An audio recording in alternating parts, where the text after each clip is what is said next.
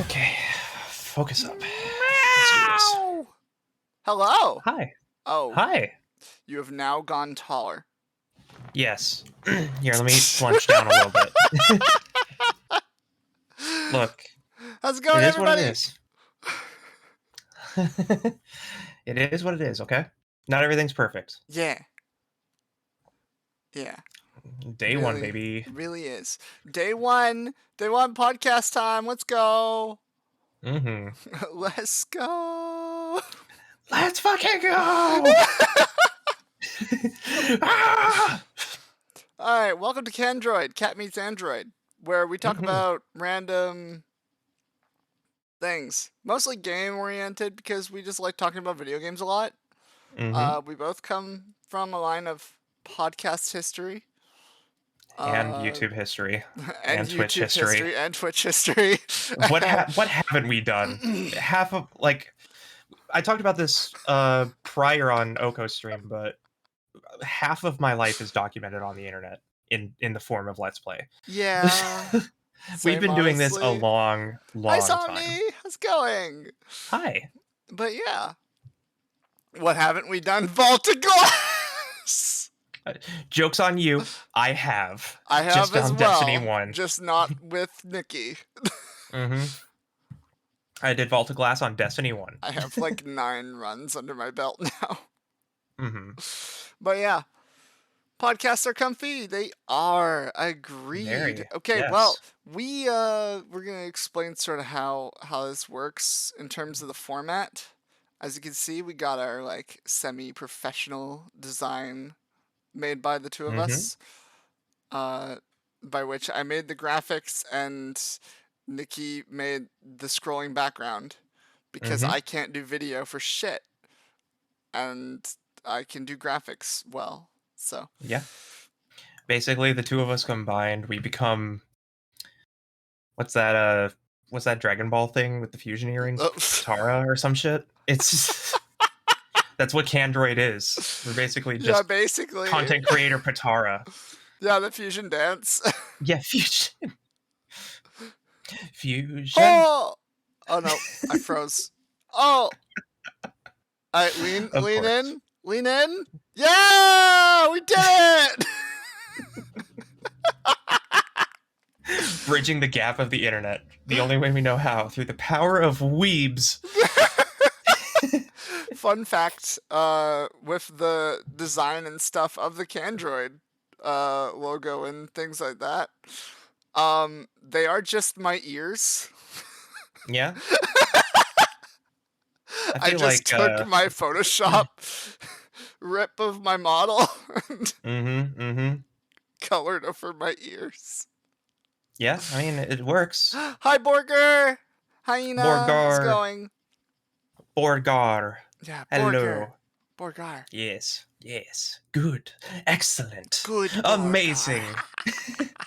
Alright, outstanding. So basically, we have topics, and the way that topics are going to show up, we're going to talk about our first topic right now, which is games we've been playing recently. And the way I have it set up, boom! Da-da-da. Oh, why is it not doing the space? I literally added the space to make it. Do I have to manually add it each time, even if I copied it with a space? That's stupid. Okay, whatever. Yeah, that's just how text works, unfortunately. Yeah, boom! You see the scrolling text between us? It shows our current topic. That's how we're going to do this. So, just so that you have a context of whatever, you will see like the name of the topic, and if there are questions in chat and things, we'll answer stuff like that. But yeah, so let's start with games we've been playing. What have you been up to, Nikki? I haven't played Sims 2 in a hot minute, so I'll probably just refrain from talking about that for now. I do want to play more Sims 2 though. You don't want to talk about your accidental almost R18 stream? So the funny thing about that, so there's a clip on my channel of, because I've never played Sims 2. I only ever played the first Sims game.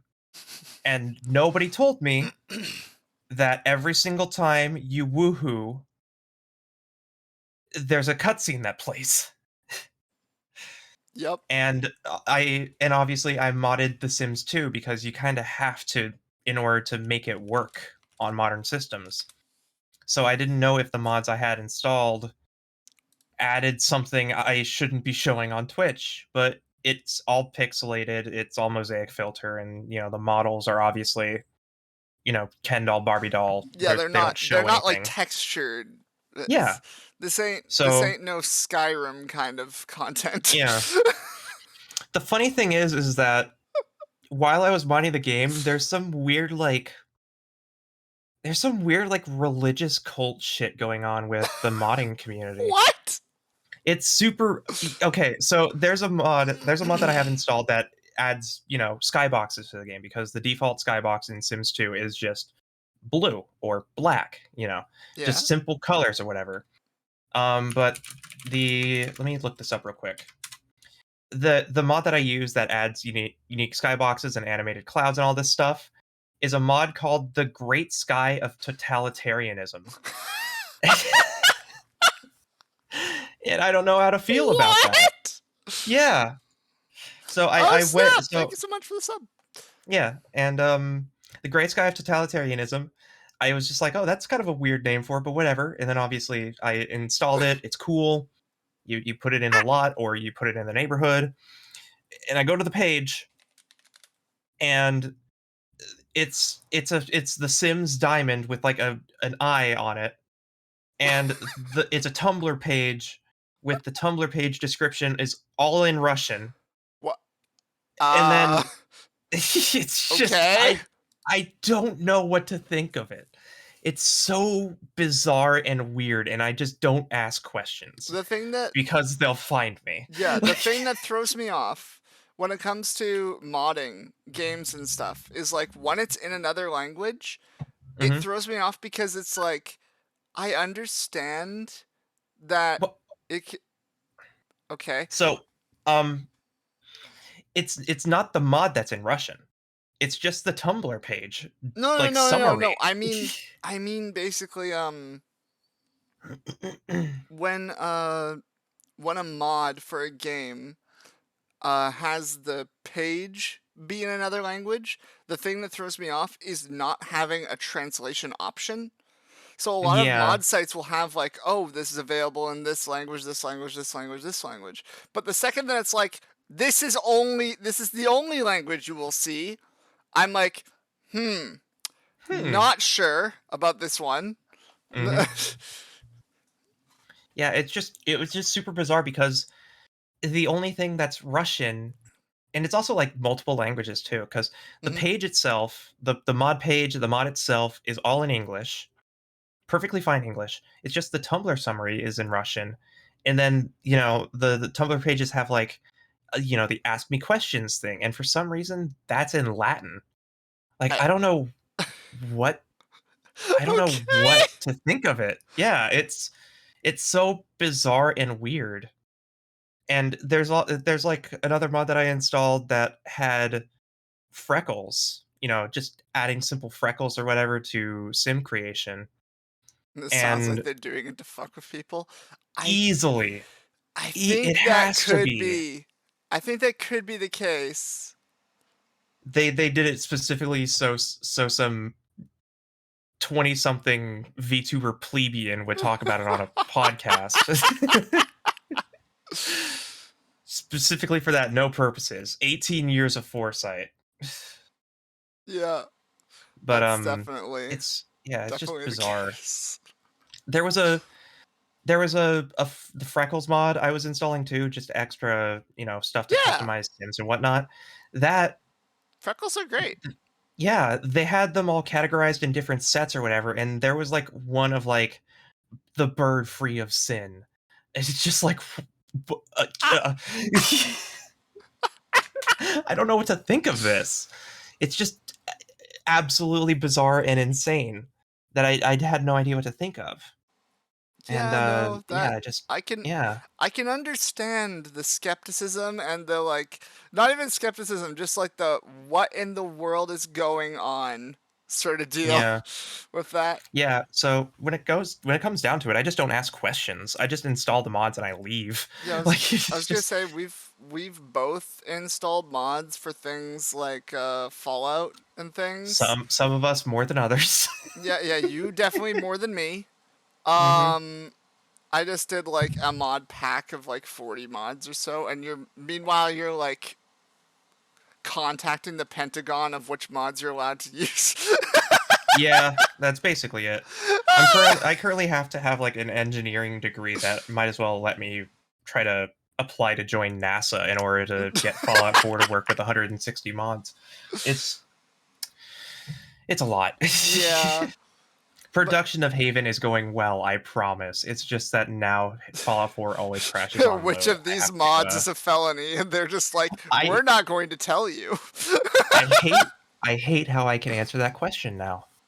It's there are a surprising amount of mods that are actually felonies.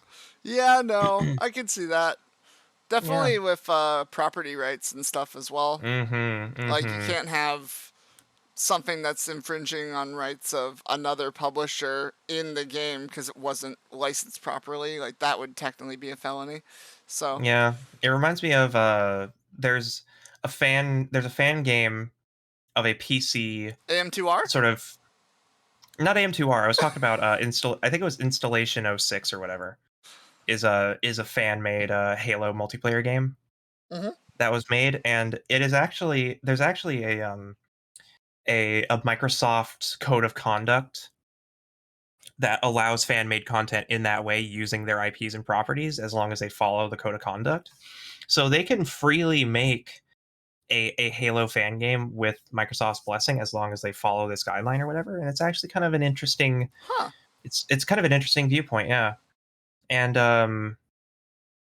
yeah, in that sense, I guess it's also why the Master Chief Collection getting mod tools is such a big deal because we're getting a fan made Halo multiplayer experience from fans, but we're also going to see a large up upbringing of like overhauls for Halo because it reminds me of um when you would play certain games and they had mods that completely overhauled the game so that it was just a completely different experience altogether. Like Yeah. how Battlefront 2, Star Wars Battlefront 2 Classic has a Mass Effect overhaul or like just anything where it just completely replaces the entirety of the game with its own original context. Star Wars in general seems to be in that kind of mindset because I remember there being a Star Wars Empire at War mod that Oh, changed everything to Halo. yeah, So, I do remember that. yeah, there's a lot of crazy mods There are out there some crazy nowadays. Star Wars mods. I remember there, like the first ever when Workshop was available for Civ 5. Mhm. There, someone did the entirety of the Star Wars metaverse and everything. It was like, Yeah. what the hell am I Yeah. looking at? Yeah, yeah. The It is RWBY like Halo rebalance. all Yeah, the those are big ones. oh, what is it? Expanded universe Yeah. stuff and everything was like done properly. Mhm. And the best part of it was like if you looked at the page, it was like certified by this person, and like the person was like a massive Star Wars nerd Mhm. on Tumblr and Twitter and things, Mhm. Mhm. like with thousands and thousands of people that followed them. Yeah. I'm like, okay, I guess this is legit then. If this person has agreed that this is all legit, then I'm not gonna question it. I don't know Star Wars. Yeah. Yo, fucking midichlorians being the attackers, you know? Yeah, why not? No, I'm not gonna I pretend like know I know anything more. about Star I Wars know at more all. than that. Don't worry. Those Yeah. dumb jokes. That's kind of the that's kind of the thing, isn't it? That a lot of our exposure to Star Wars is through video games because I only really Yeah. watched episode 4 and I was forced to in high school and I didn't really like it, but my like I know everything that happens in the Star Wars universe because I played Lego Star Wars, or because I played Battlefront 2, or Star Wars Episode 1 Racer. There's just a lot of you get a lot of Yeah. residual experience of the Star Wars universe, and I feel like Star Wars as a franchise is just better as video games because with video games you can sort of condense the storytelling however you feel because you're in control as a player. Yeah. But when you're watching a movie or anything, any padding that they have to do in the movie, especially the really early stuff, you're forced to sit through, and also all the stuff that they like weirdly retcon later Yeah, the because reasons. my favorite way to experience Star Wars, and I think like everyone should do this, is just Lego Star Wars. Play Lego Star Wars. It's good. Yeah, It's that's actually a game I've been playing with Lemma every Saturday. Is we sit nice. down and we play an episode of Star Wars on the new Skywalker saga that just came out. Hey. Segue. Yeah. um, Lego Star Wars: The Skywalker Saga is honestly, I think, the best Lego Star Wars game out there right now. It's all nine. It's all 9 episodes, and there are over 300 characters. And they're Dang. releasing DLC packs every week for other characters from the universe. And because it's on PC, there's a modding scene for character replacements and whatnot. So Hey, that's there's cool. just a lot going on. I It allows for 2 player split screen co-op. It's genuinely really nice. It's also the all voice acted, but obviously they didn't get the original voices for a bunch of stuff. oh yeah, that's So fair. The yeah, the but one like Lego Star Wars game that I remember the most was Lego Star Wars 2 on the GameCube. mm-hmm. And my game disc got scratched by something. I don't remember what it was. It probably had to do with my grandpa at that time. Mm-hmm. Um, but basically, the game disc got so scratched that I saved and saved and saved all these studs to get Ghost Yoda Yeah. as a character, right? Mm-hmm. And anytime I would select Ghost Yoda, it would crash. Oh, It was like yeah, the that one tracks. thing I had been working on so hard. I was like, yes, I finally have it. And I never got to really play with that character because it was just, nope, the game doesn't allow it. It crashes every time. And that's the specific scratch. Everything else worked fine. Mm-hmm. Mm-hmm. Yeah, I'm actually looking at the new. I'm actually looking at the DLC that they've added to the game. They released, I think, 3 new packs since I last checked. Oh. But right now there are. So I bought the deluxe edition because Mm-hmm. fuck it, why not? If I'm going to enjoy the game, I might as well have a bunch more characters. And these are just. It seems to be character packs from outside of the main series, like outside of the main 9 episodes. So they have character packs for, Solo, a Star Wars story, for The Mandalorian, Rogue One, The Bad Batch. Uh, so I'm excited to see what kind of new character packs they release. But uh, I genuinely like the direction that all the characters look because they're all unique. It, the Skywalker saga is just Devil May Cry, but with Lego. It's Fair. there. There are videos that you can find on Twitter or YouTube of people learning how to speedrun the game, and they found out that you can air juggle younglings infinitely because you can't kill like children characters in hub areas.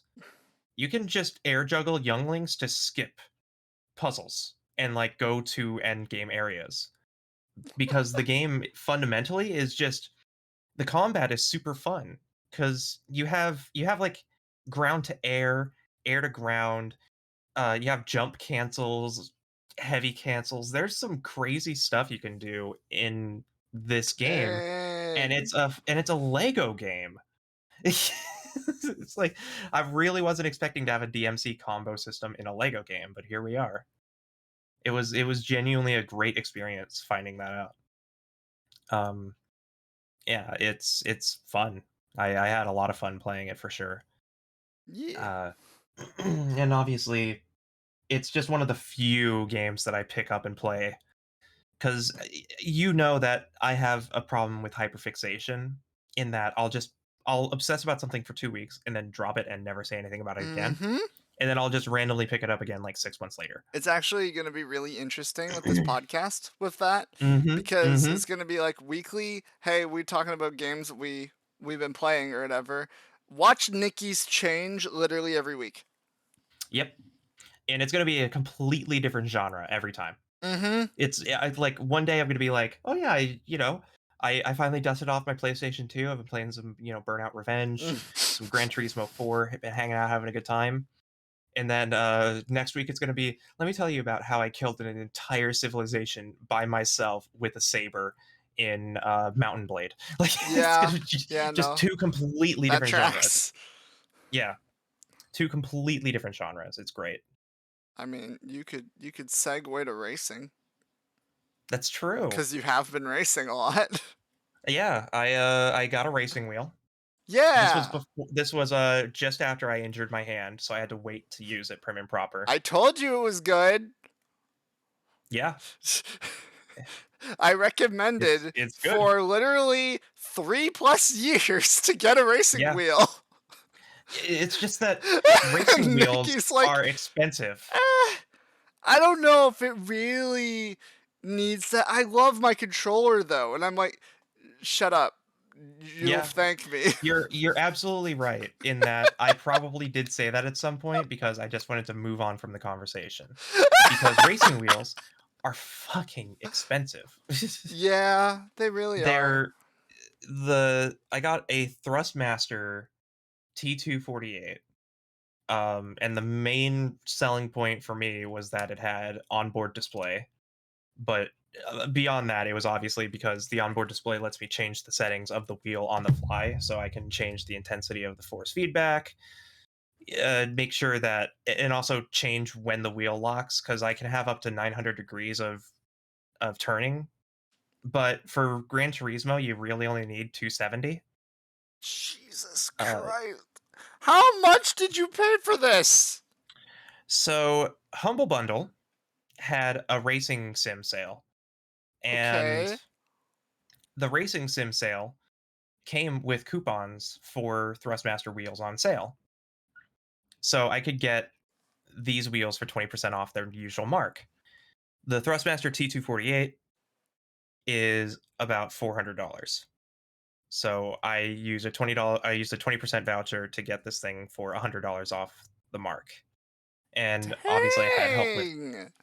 and I had help from my community who helped fund the wheel a little bit. But this is fundamentally a really really early birthday gift for me. Is this racing wheel? Awesome. It's compatible with PS4, PS5, PC. This podcast is not sponsored by Thrustmaster, but please sponsor us. Uh, and I've been playing Gran Turismo 7 with it a lot, and realizing very quickly I don't know what the fuck I'm doing. So the thing is you're absolutely right. Controlling a racing game with a racing wheel is unparalleled. It feels good. It's nice. It's smooth. Mm-hmm. It feels right. The problem is I have spent the past 20 years building muscle memory on playing racing games with a controller. So learning how to use a racing wheel is almost identical to when I was learning how to drive in real life. Like the amount of times especially with Gran Turismo 7, I can very comfortably and confidently race on some of the hardest tracks in the game, like Nürburgring or Spa-Francorchamps. Mm-hmm. I can race on some of the most advanced and technical tracks in the game. But with a wheel, I've found myself losing traction and spinning out a lot, and even finding minute issues with the setups I've been doing with the vehicles that I drive, and trying to figure out how to retune them in a lot of ways. And in doing so, I actually kind of realized that there is actually kind of a good idea to have with this concept. And when Gran Turismo 7 released, I announced on Twitter that I was doing a Let's Play. When I got the wheel, originally, stupid me thought this is going to be an easy transition. Totally fine, will be manageable.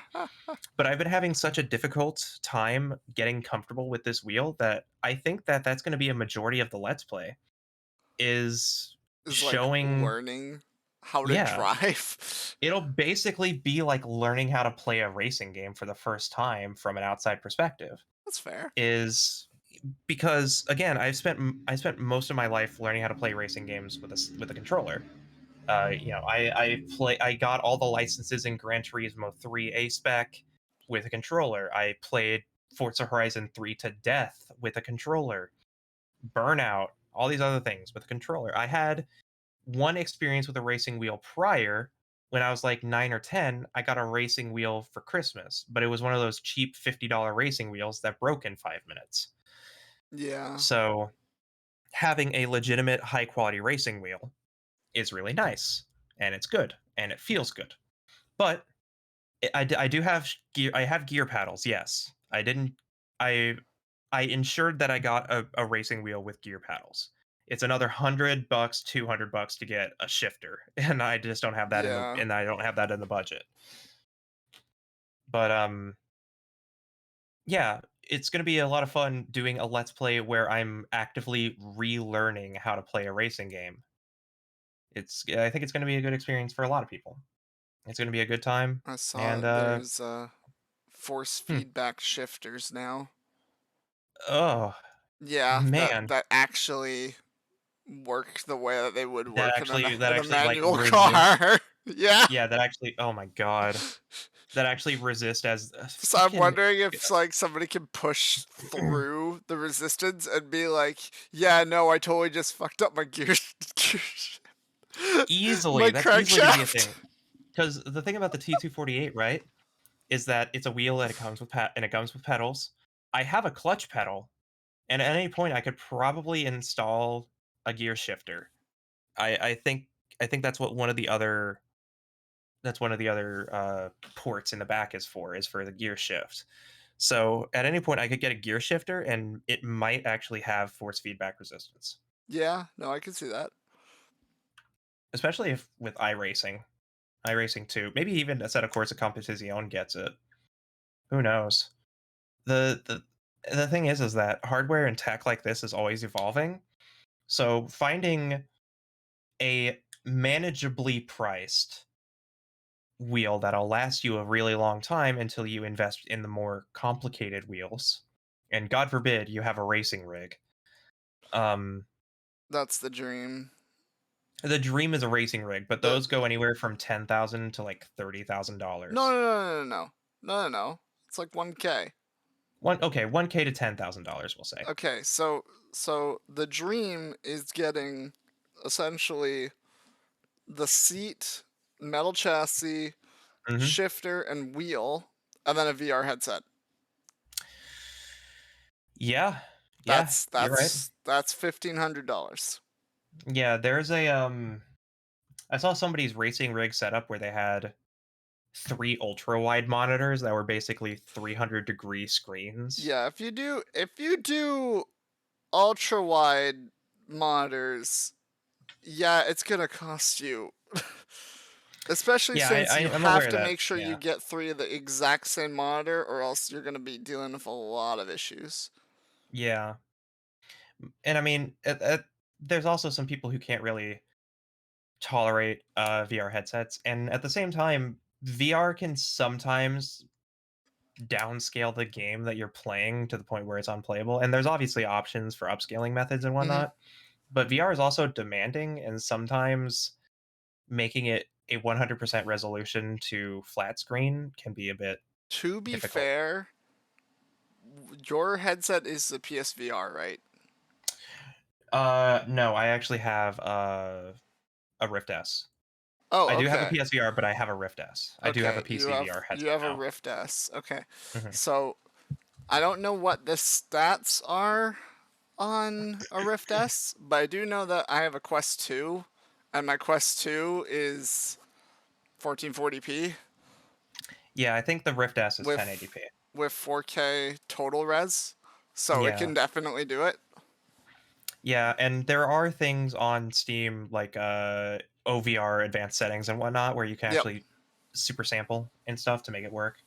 That's fundamentally the case, but at the end of the day, that would still be far more demanding on your computer than just a flat screen experience in Yep. some That's true. instances.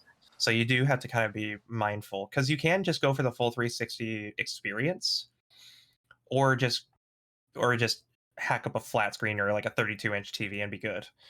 Yeah, It really depends. I'm excited for my new gaming experience because I've never been able to enjoy high res gaming, and Yeah. I'm not gonna go fully into how things are happening Mm-hmm. because this is my personal life. But I'll Mm-hmm. just say that I don't have a date of when I'm going to, but I am going to be getting a 4K display. Mm-hmm. Um, You're entering the future. I am entering the future of 2016. The future.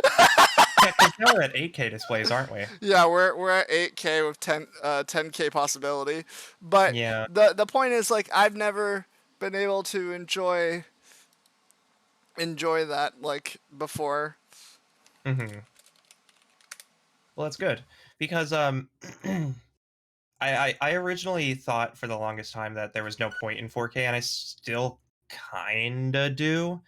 I think 4K is much more accessible than it used to be, but at the end of the day, you could probably get away with 1080p just fine. Once you hit 4K, then there is absolutely a difference because it's just Mm-hmm.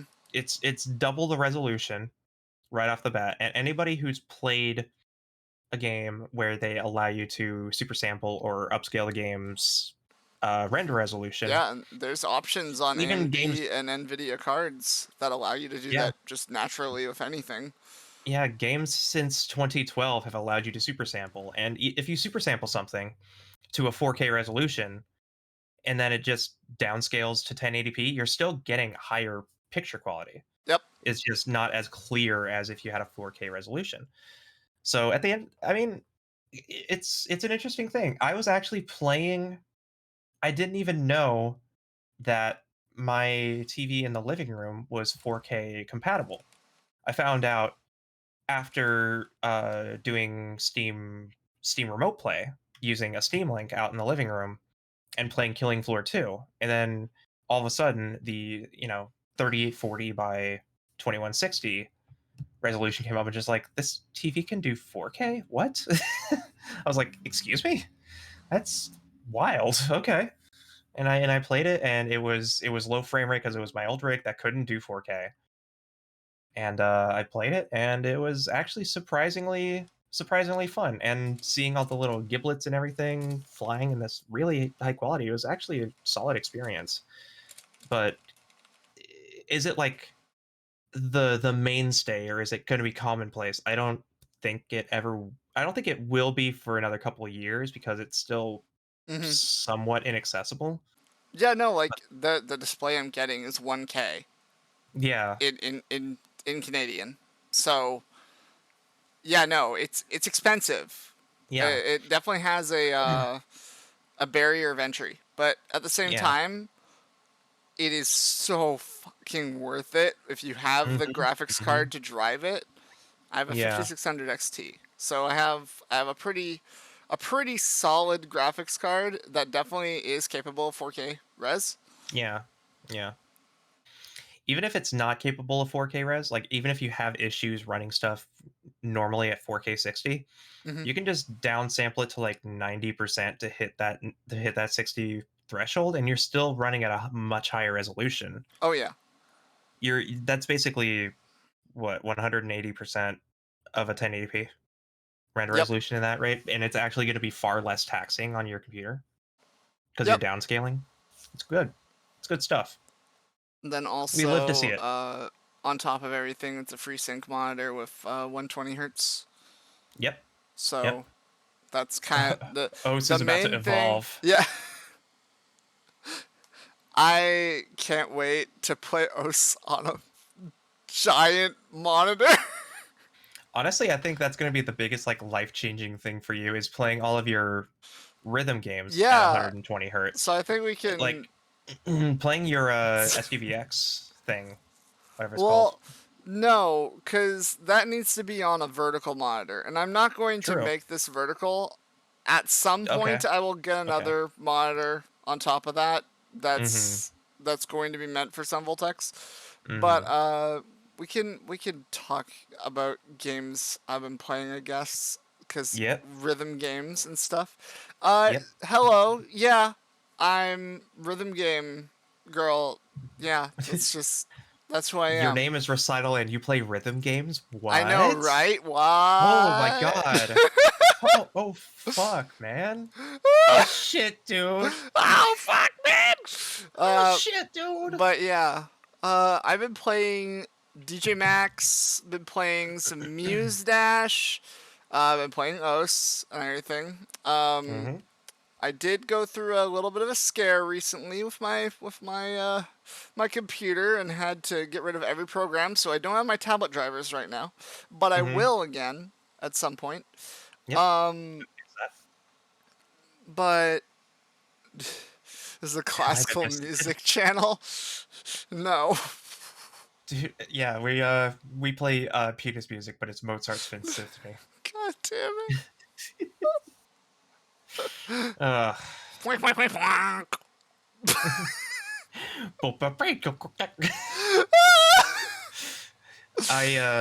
I recently referred you to the cursedness that is Penis music, but it's a lo-fi remix. Yeah. And I think that was an eye-opener, and also showing you the Neanders video where it was she played Penis music over quarters of time from Chrono Trigger. Yeah. And I think I've fundamentally ruined both of those songs for you. I mean, whatever. Now imagine if those were in rhythm games. Oh my god. I know Penis music is definitely the Penis music rhythm game. Oh god. It's just Penis music. Oh my god, Fuser, but Penis music is voice. Could you imagine? That'd you know be how so many people good. would buy that DLC? A lot of people would buy that DLC. I would straight up buy the game if Penis music was in there. Did you just say Penis music? Jasper, do you not know about Penis music? Oh no. Just search it up on YouTube. Yeah, it's actually not going to be a bad result, I can guarantee it. It's genuinely not a bad thing. It's going to be life-ruining. You'll never think of Hanna-Barbera without thinking about that song again. But it's worth it. But yeah, so I've been playing DJ Max. I got my 1,000,000 combo achievement. Hey. So, let's see. What is the statistic of this achievement? 2.3% of the entire people that own the game have 1,000,000 combo. Lord of Combo, 999,999 combo. But then I went over, but I got 1,000,000. And then also I played a bunch of the Muse Dash DLC and the V extension too, because there was a sale recently. So yeah, the Muse Dash DLC is brand new. It released with a 20% off cost, and then V extension. So both of those were $20. And yeah, those are fantastic. My favorite songs for sure was Cthugua for Muse Dash DLC, as well as the, I don't remember the name of the song, but it's the one that they use in the trailer for the Muse Dash DLC. And then for the V extension, it was definitely Melanade, I think is the name of the song. It's like Melon and Mermaid. I think I thought it was just a misspelling of lemonade. No, it's actually a Homestar Runner reference. Huh. All right. No. Respect. It's not. Respect. It's just he says Melanade. Oh, they had a Trogdor? Nice. Trogdor chart. Let's go. Oh my god, Guitar Hero 2 with the Trogdor. Hell yeah. Oh, yep. Muse Dash, I played a few songs. I FC'd a 10 star, so I was kind of hyped about that because I was like, huh, do I still have what it takes to play this game? Yep. Yeah, absolutely. The answer is yes. Other than that, nothing ever changed. I've been playing lots of Genshin Impact because that is the game I play when I'm bored and I want to play a game. I just play Genshin. Yeah. Waifu game is fun. I actually finally unlocked a character in Mahjong Soul. That was an interesting experience. Yeah. And so okay, you go. Yeah, it doesn't really matter too much. It's just I play Mahjong on occasion, enough to the point where I kind of get how the game works. But because that's the thing about Mahjong, isn't it? Is that it's really difficult to understand at first, and then you kind of start equating it to poker hands, but it's Yeah. not really poker. Yep. It's a little bit more complicated and poetic than poker. It's weird, but playing it with gacha and cute girls is interesting. But I got a character that told me I have woman issues. So I think that's compelling me to play the game more. I don't know. The other games that I want to talk about, though, I played through a game that was designed for the Steam Deck. I played through Aperture Desk Job. Ooh, fun. That was a very, very interesting kind of concept where you basically were just in a facility of Aperture Laboratories, but back when Cave Johnson was the leader and was the CEO. The peak of Aperture. It was like you work as a testing person. Like you just sit there and test. But one thing that was really funny is that because the idea is that you're supposed to play it on a Steam Deck, they're telling you like the buttons to press on it. Well, yeah, they tell you the buttons to press on it, and I had to figure out what it was on a PS4 controller. But basically, the best part is that they make all these jokes about carrying the table with you because you work at a table that is the Steam Deck. Yep. And so like you go to jail, but the table is with you in the jail. Yeah. Yeah. And dude's like, "Hey, yeah, no, we're getting you out of here. Make sure to bring that desk with you. I don't know why, but I've always seen you with that desk." And I'm like, so like contextually, this makes sense because you'd be using it on a Steam Deck, but at the same time, there's a degree of there's just something really funny about the MacGuffin being a desk, right? Yeah, it's like I don't know how to put it. It's just this weird sort of esoteric way of putting this situation where it's like we've tied this into the Steam Deck, but the only reason you can tell it's the Steam Deck is because you carry a desk. Yeah, that's kind of weird, but yeah, it was an entertaining game. I don't want to say too many things about it because genuinely it's a good like hour-long experience that people should try out on Steam if they have a controller.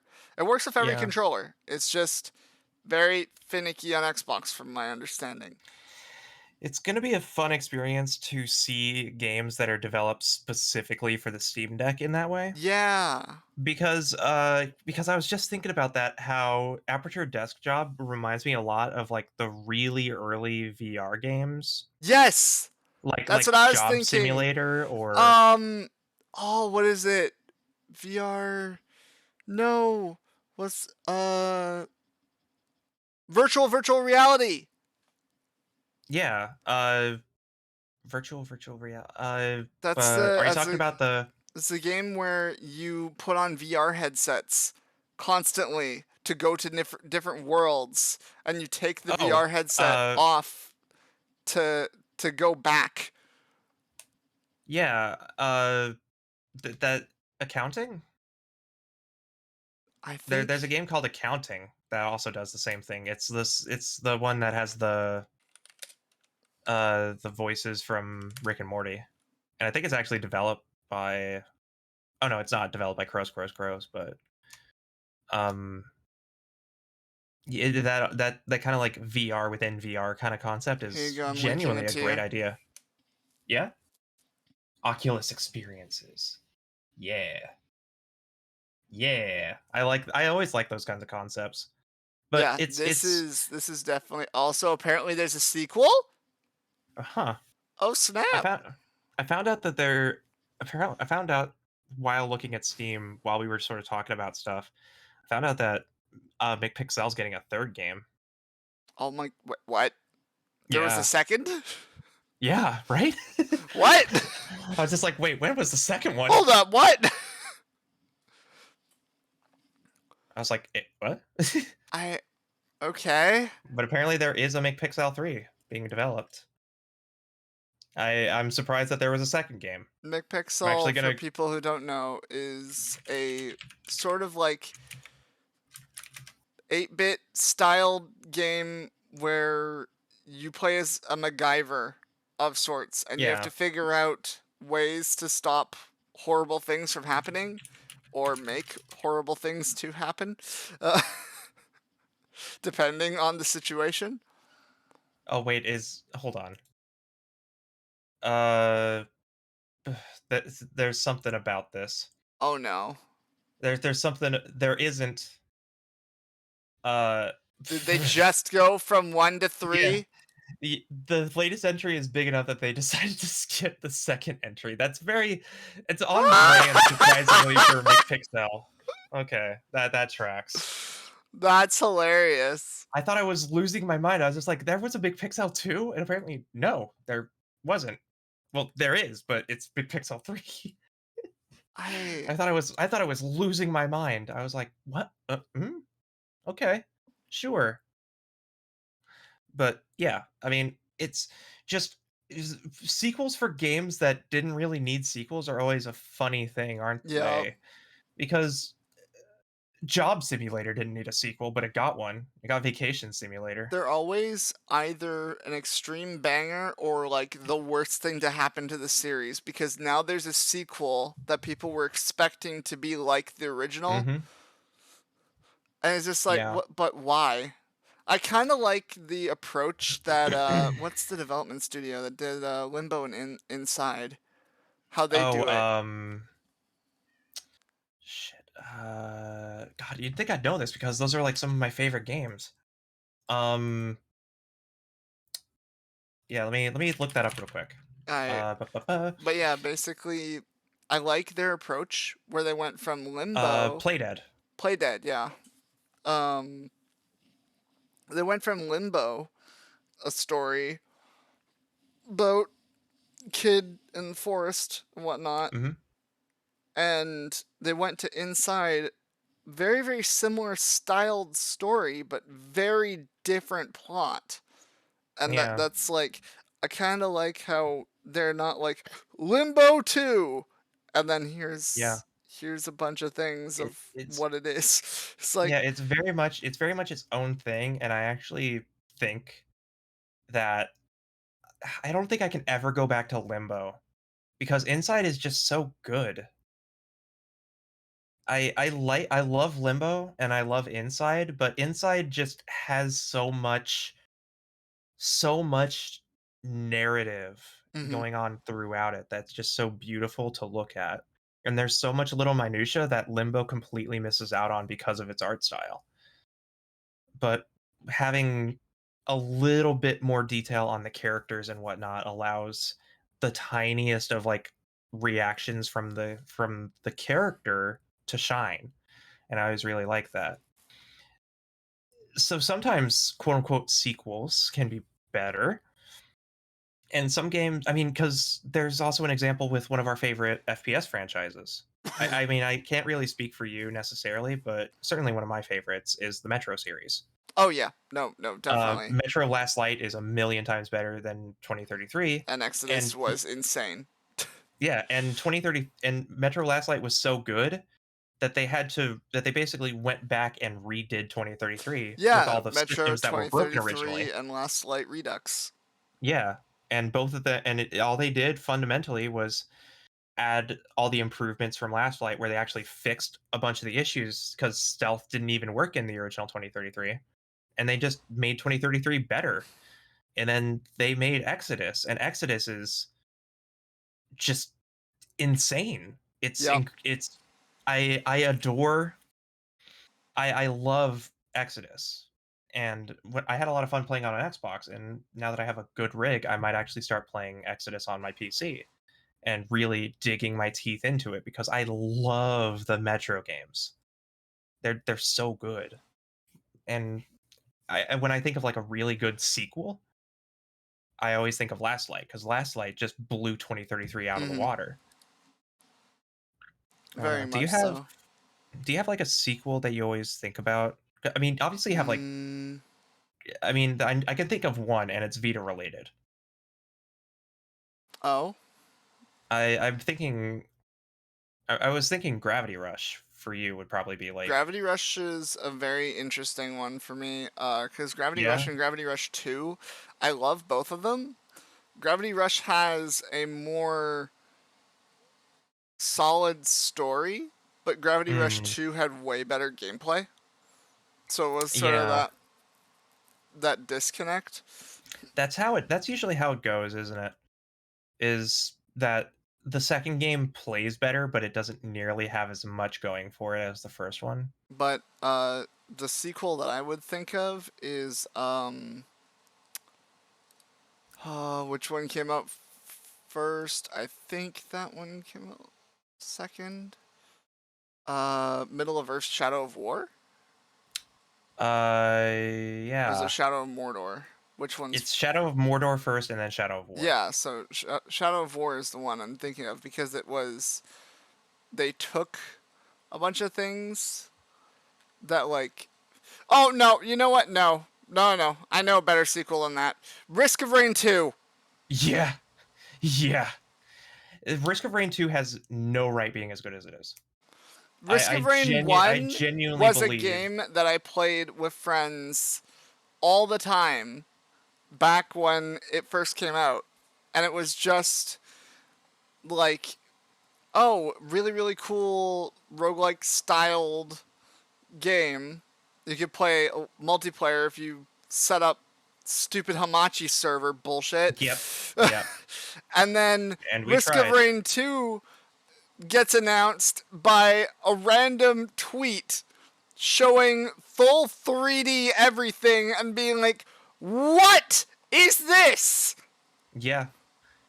I genuinely thought that they couldn't figure out how to make Risk of Rain work in a 3D space, and they proved me so unbelievably wrong. Yeah, no, Risk of Rain 2 is like one of my favorite games of all time at this point. It's easily one of the best survival roguelites out there right now. For sure. It's genuinely incredible.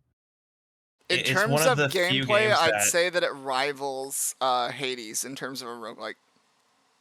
Yeah. Like it just in terms of raw entertaining gameplay, it rivals games like Hades. I think Risk of Rain wins in terms of making you feel powerful and giving you just so much stuff to destroy. It's like how do I describe this? It's like Hades is to God of War as Risk of Rain is to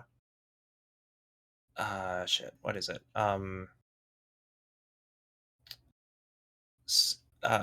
Because Hades is a lot more like brutal and visceral and whatnot.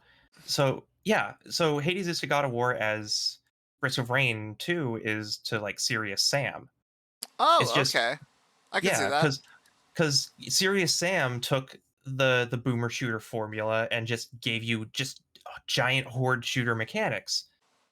and it really flipped the genre on its head in its own unique way and kind of created its own subgenre as a result. Risk of Rain 2 Risk of Rain kind of did that, and Risk of Rain 2 evolved the genre to include 3D space in a space where that kind of stuff either makes or breaks a game at its purest foundation.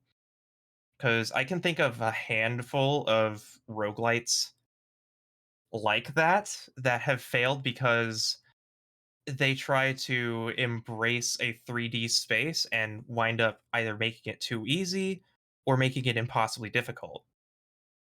Like in some instances it's like comparing uh in some instances like the difference could be like Risk of Rain 2 where you have just a lot of enemies to kill but you have Mm-hmm. a manageable amount of resources and whatnot. And then you have games like Devil Daggers where your goal is to just survive as long as possible, but you are going to die. Yeah, Um, okay. So we could talk about Risk of Rain 2 a little bit because yeah, that is a the new game that I DLC. played recently with the new DLC. The new DLC is fantastic, but also holy shit is it don't try to go and get your monsoon achievements with the new DLC because it basically is just like, oh, even if you have Artifact of Command, you could just get deleted. Yeah, I've heard that. I've heard that the new DLC is designed for veterans, but Oh yeah. the new No. playable characters in that DLC. Railgunner is my favorite character in the game now. I actually watched Ziona play Railgunner on stream one night, and I was like, I have to buy this DLC. This character looks this character looks like what I want. Looks like what I wanted Huntress to be. Yeah, It no. it just looks incredible. A lot of people are saying that Huntress is weak right now, and I don't agree. Um, the main reason of why I don't agree is because a lot of people play with the non 3-shot Yeah, variant. the spread shot variant or whatever. It's the one that when you crit, it does 6 shots instead of 3, so it goes da da da da da da Mm, da da da hmm. da, but it goes Yeah, yeah, super yeah, super slow at first. yeah. I have to because I haven't played a whole lot of Risk of Rain 2. I haven't unlocked all the like the alternate abilities and whatnot for many of the characters, and that's mostly on me because I find myself losing inspiration with those kinds of games because you can only handle failing so many runs before you're just like, okay, I need to take a break and come back to this a bit later. But as you know, when I put something down and say I'll come back to it later, magically it's 6 months later and I haven't come back to it. So Yeah. I love Risk of Rain 2, but it can be sort of sadly on the chopping block a lot when So it comes to importance. so because I haven't been playing much besides Genshin, I Mm-hmm. wanted to end the games I've been playing, but with a question for you. Mm-hmm. So I recently went through all my Steam games because I was just like, you know what? I'm going to do. I'm going to play some of these games sometime within this year. And, like, I want to play some of these games specifically either on stream, or I want to play them not on stream, or I just want to hang out and talk with Autumn or whatever while I play. Mm-hmm. But, so we're going to be playing Abzu later on today, me and Yeah. Autumn. Yeah, yeah. But out of these games that I've listed, I've gone through my entire Steam library, and I've just found some games that I'm like, you know what, I'd like to play that. I want to see your opinion on like which game I should start with being just either okay, one game of I should play this within the week, and then one game of wait until you get your 4K display and enjoy the hell out of it. Okay? Mm. Okay. So my games are Batman Arkham Asylum because I've Mm-hmm. never played it. Okay. Darksiders War Mastered or base whatever Mm-hmm. because I didn't get to play the first one. I only played a bit of the Mm. second. Dead Core. Dead Core. I'll have to Dead look that. Core is a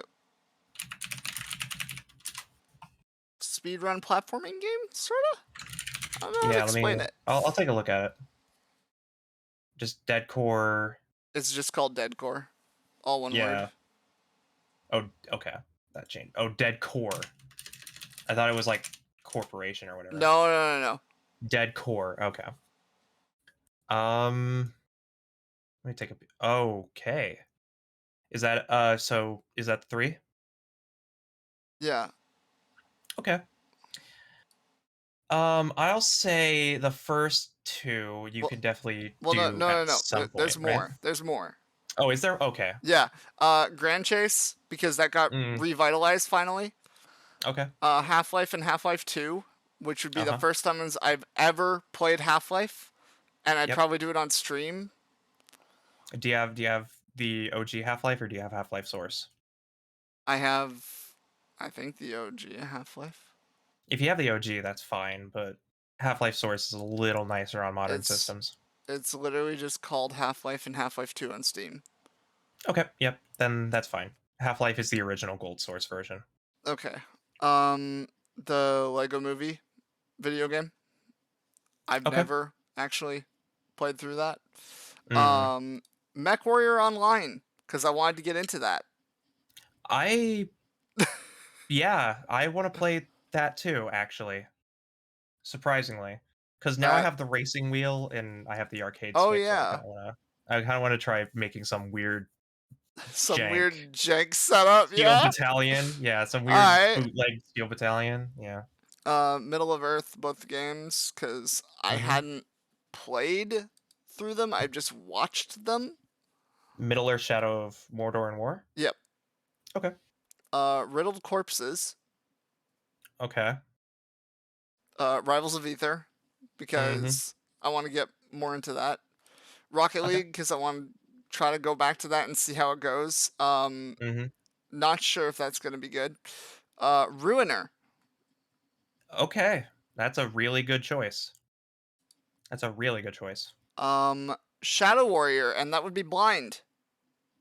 The reboot? The original. Okay. You know what? It's actually good. I'll tell you that. Alright. It's good. Sherlock Holmes, The Devil's Daughter. Really pulled them out of a grab bag, didn't you?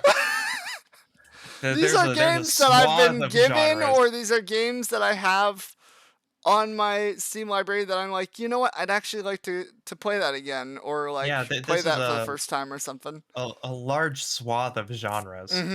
Really, it's actually kind of impressive. And now Sonic Lost World. Okay. Play that again for the first time in about a decade. I got Spyro Reignited Trilogy. Also a good pick. Them's Fighting Herds. Again, that swath of genres. And The Witcher 2. Okay. All right. Yep. So I don't think there's a single game in there that's basically the same genre or like the same type of game. I'll Besides Middle of Earth, Shadow of Mordor, and Shadow of War, because there are 2 games. Yes. I'll say with certainty that you should definitely play the Middle Earth games and maybe Witcher 2 on your 4K monitor. Okay. And I'd say Dead Core is also on that list. I mean, you're a Sonic fan first and foremost at heart. You should definitely play Lost World in 4K. That'd be probably an enlightening experience for you. Oh my god! Oh, Play Sonic you're Generations. Right. Play Sonic Generations on 4K. Why the fuck not? Yeah, because I think there is a Lost World mod for 4K. Yeah, why the fuck not? You try Generations, try Lost World, try everything. That sounds good to me. Ruiner sounds like a blast in 4K. I'm not gonna lie. I'm sure it will be. Ruiner is actually more the aesthetic that I try to aim for when it comes to explaining stuff in my lore, because it's very much a lot more industrial cyberpunk than actual like corporate, like you see in like 2077 or any or like Blade Runner or whatever. Yeah. I would highly recommend the game in general because it's phenomenal. It has just a really compelling and interesting aesthetic to it that is just so enthralling. Mm-hmm. It's kind of in the same vein like a dark Mirror's Edge. It's Ooh. it look it, there's like this very like flashy look to it that I I kind of think I like. might have played like a couple levels of it and I was like, oh, this is kind of cool. And then dropped it because I had You gotten a were playing other Switch. stuff. Yeah, yeah. Ruiner should you could play it on you could play it within the week or whatever, but 4K sounds like a blast, honestly. Yeah, I've already forgotten the rest of the games, so that's those are fair. probably That's not fair. 4K. Alright, Rocket League, on the other hand, yeah, I do remember Rocket League. 4K Rocket League sounds like it'd be interesting. It could be fun. for sure. I don't know if it'll change the outlook of the game for you, but I mean, you played the shit out of it and then burnt out pretty hard. I burnt So, out because the two people that I played it a lot with were horrible people. yep, yep, correct. So yeah, that's all. That's all we'll say on that. Mhm. Okay, so we're gonna talk about favorite games. Yeah. Let's go. Yeah. Well, I started the first topic, so you should start this one. I my three favorite games of all time. Sound Voltex for my favorite rhythm game. I mean, I don't really need to explain this that much if you know me, but if you don't know me, um, there's a thing called Sound Voltex. It's a Japanese rhythm game developed by Bamani, a Mhm. division of Konami. And yeah, basically it is a 6-button rhythm game with a highway, just like Guitar Mhm. Hero. But the unique thing is that you have two knobs on the controller, one on the left and one on the right, that control lasers going left and right across the thing. And the music is everything that I love, and the gameplay is everything that I love. Mhm. And my whole entire design of my model is based on Sound Voltex. So, to the point where the pink on my right is because the pink knob is on the right, and the blue on the left is because the blue knob is on the left. So, Yep. yeah, I like Sound Voltex a lot. Yeah. Knobs. Yep. Knobs. Yep. My favorite songs in Sound Voltex, if you are interested, are For Ultra Players is always gonna be good. But I do like Peak, Mhm. Pique, and I do like what was the other one that I was like really getting into? I mean, for the longest time, my intro music for going onto stream was Vampire, which is a Yeah. really early level song, but I love the song. Mhm. It's just really good. But yeah, alright. I can say with certainty as well on Sound Voltex that um shit, I this was a long time ago. I think the first time you had ever shown me Sound Voltex was in like 2015 over Skype. 2014, 2015, yeah, probably around there. It was before we played Overwatch for Hold up, sure. I will Google the exact release date of 2 because that's when I started playing. Yeah. Yeah. I think so it was definitely a Sample Text 3 song. June 5th, Uh 2013. yeah. So I think the first time you had ever told me about Sound Voltex was through SVX3 Gravity War, Yep. and that was the first song you ever showed me was Black or White. Yeah, and that's an Infinite Infection song. That's a Yeah, from 2. that yeah, absolutely. And But that yeah. was my first and at the time I thought that was genuinely the coolest fucking rhythm game I'd ever seen. Yep. It was absolutely I even back when K-Shoot Mania was the deal, we both played it together. Yep. Obviously I had to play with a fight stick. That was definitely and that passion never left. You even like learned how to chart Yeah. I in the made my own really charts. horrible editor. Yeah, no, that editor's trash. It's like it was worse than Moonscraper, I remember. Oh my god. Yeah, no, it was pretty bad. Everything had to be manually edited for note length. Mm-hmm. So every single note you played, basically you would type in a number for how long it was. It wasn't like you got to click with interface. And then they added clicking interface and it made it a little bit easier. But I remember it was the biggest deal when Gravity Wars dropped and they added lasers outside the highway. Yeah. And the editor did not support it until like way later. Yeah. I remember that edits for the track editor and K-Shoot were so few and far between. Mm-hmm. That somebody else made a clone much faster. Like it was K-Shoot, and then it was, I think, whatever, not another SDVX clone or something. No. It's Untitled Sunvoltex clone. It's made by my friend Jewel. Yeah. Yeah. Okay. I didn't know. I did because I thought that there was They were really bored during them going to coding school. And so they literally are just like, I'm just going to make use of this already because I like rhythm games, and then coded an entire simulator from the ground up. Yeah. And yeah, I was part of the alpha testing for that. Yeah, that tracks.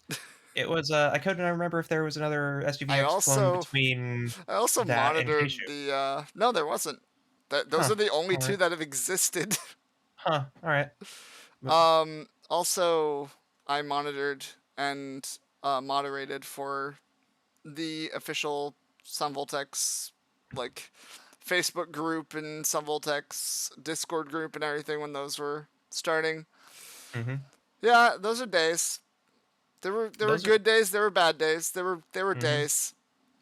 That's how it is when you moderate. There's anything. A lot of legalities when it comes to moderating something to do with a simulator based on an arcade game that requires money. That's all I'll say on this. Yeah. So there's a very fine line, especially when it's between regions. Oh yeah, for sure. There's just different sort of legal boundaries you gotta jump over, and it's not fun. But besides Sunvoltex, my other two favorite games are Super Mario Sunshine, my favorite platformer, and Persona 4 Golden, my favorite JRPG. Yep. I can say this about Persona 4 Golden. I bought the original Persona 4 because it was the only thing that I could access. And it was available on PS3, so I bought it, and I was just like, oh yeah, Persona 4 is good. This is fun. And then you told me, you should play Persona 4 Golden. You literally told me to stop playing Persona 4 PS2. Yeah, I did. And I went out and I went to Amazon and I bought a PlayStation TV and a copy of Persona 4 Golden. And the rest is history. And you understood my reasoning for it.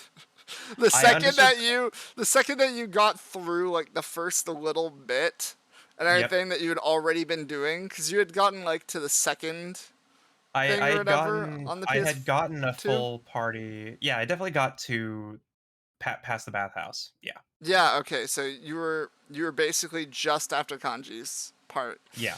And I was just like, yeah, no, genuinely trust me on this. It's a better game. You're going to enjoy it more. And she's like, okay, fine. Me 5 or 6 years ago was far more begrudging about changing their opinion than I am now. Now I just listen to the title anytime she's like, hey, you should try this better version. Holy shit. The amount. Sorry. I'm going to just like throw Nikki under the bus. She owns like 6 copies of GTA 5. No, I don't own 6 copies of GTA 5. I own 3. But I do own one Xbox, PlayStation 3, PS4. Okay. PC, Switch. I own 5 copies of Borderlands 1, 2, and 3 sequel. Yep. Okay, and I'm also going to, once again... I'm sorry, Nikki. I have to do this. Yep. It's fine. It's fine. Nikki We've been working up to this. literally, recently... Yep. has been doing a Let's Play of Atelier Ryza. And messaged...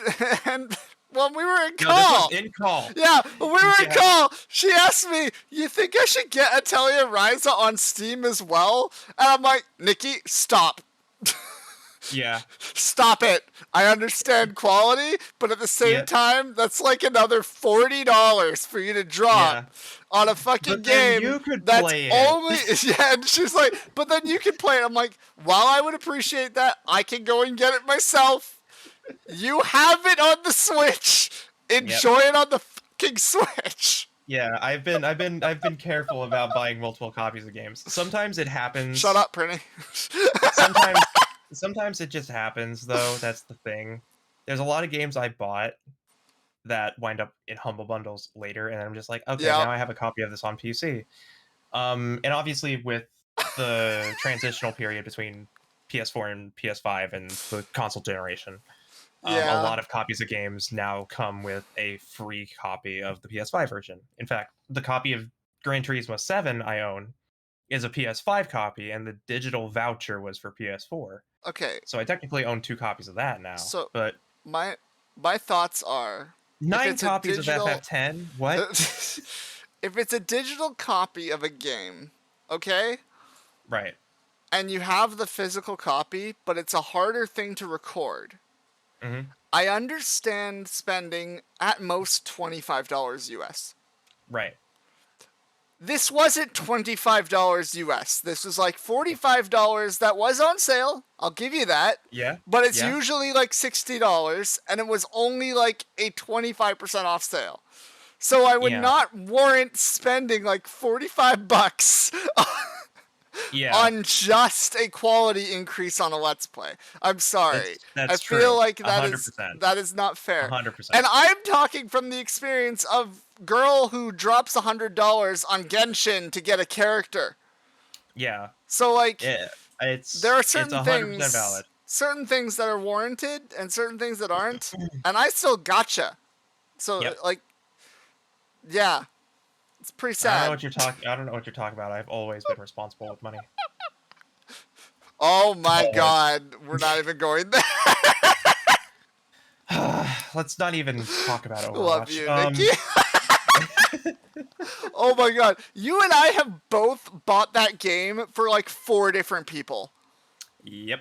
Holy shit! And neither of us. Neither of us are gonna play. Neither of us are gonna play it anymore because we played it to death. I don't even think I'm gonna touch Overwatch 2.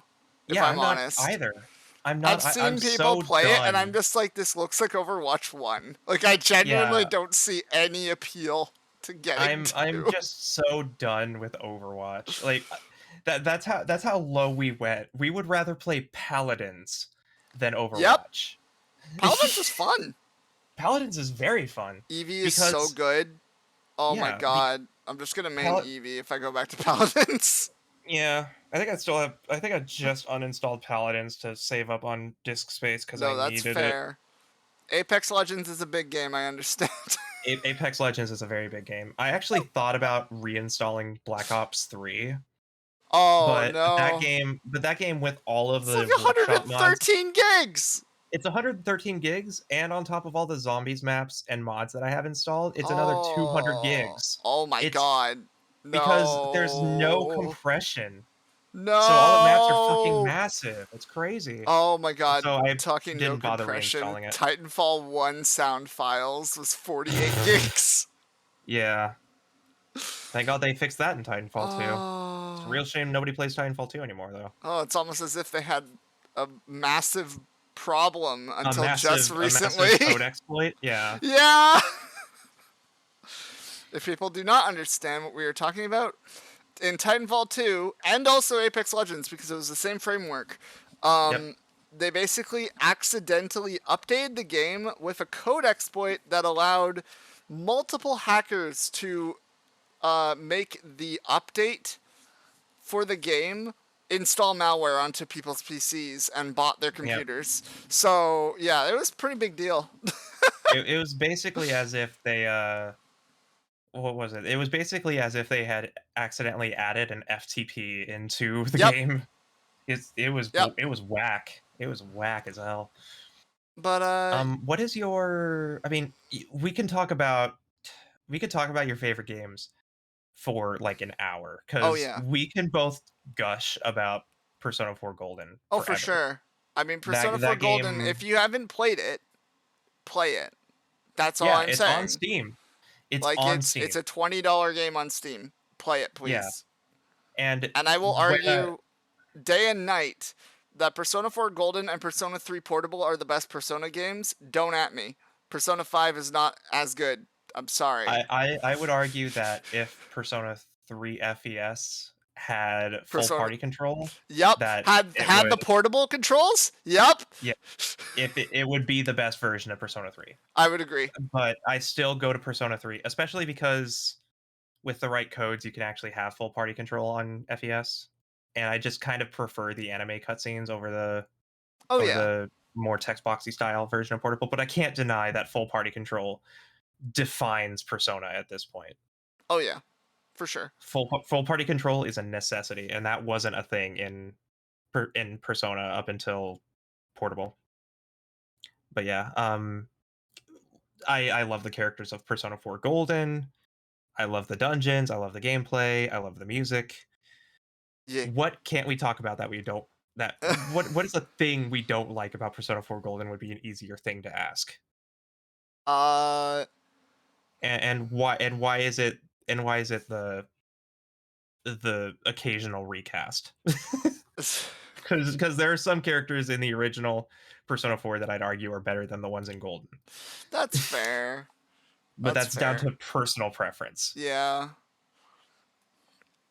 But yeah, no. Okay, what are your favorite games? Name three of your favorite games, and I'm going to question you if you not mention certain ones. I mean, shit. I mean, the hair clip on my head should be an indication as Yeah, to no. what my I was favorite gonna say Pokemon Mystery game of Dungeon all time better is. be in there. Yeah, Pokemon Mystery Dungeon, Explorers of Time.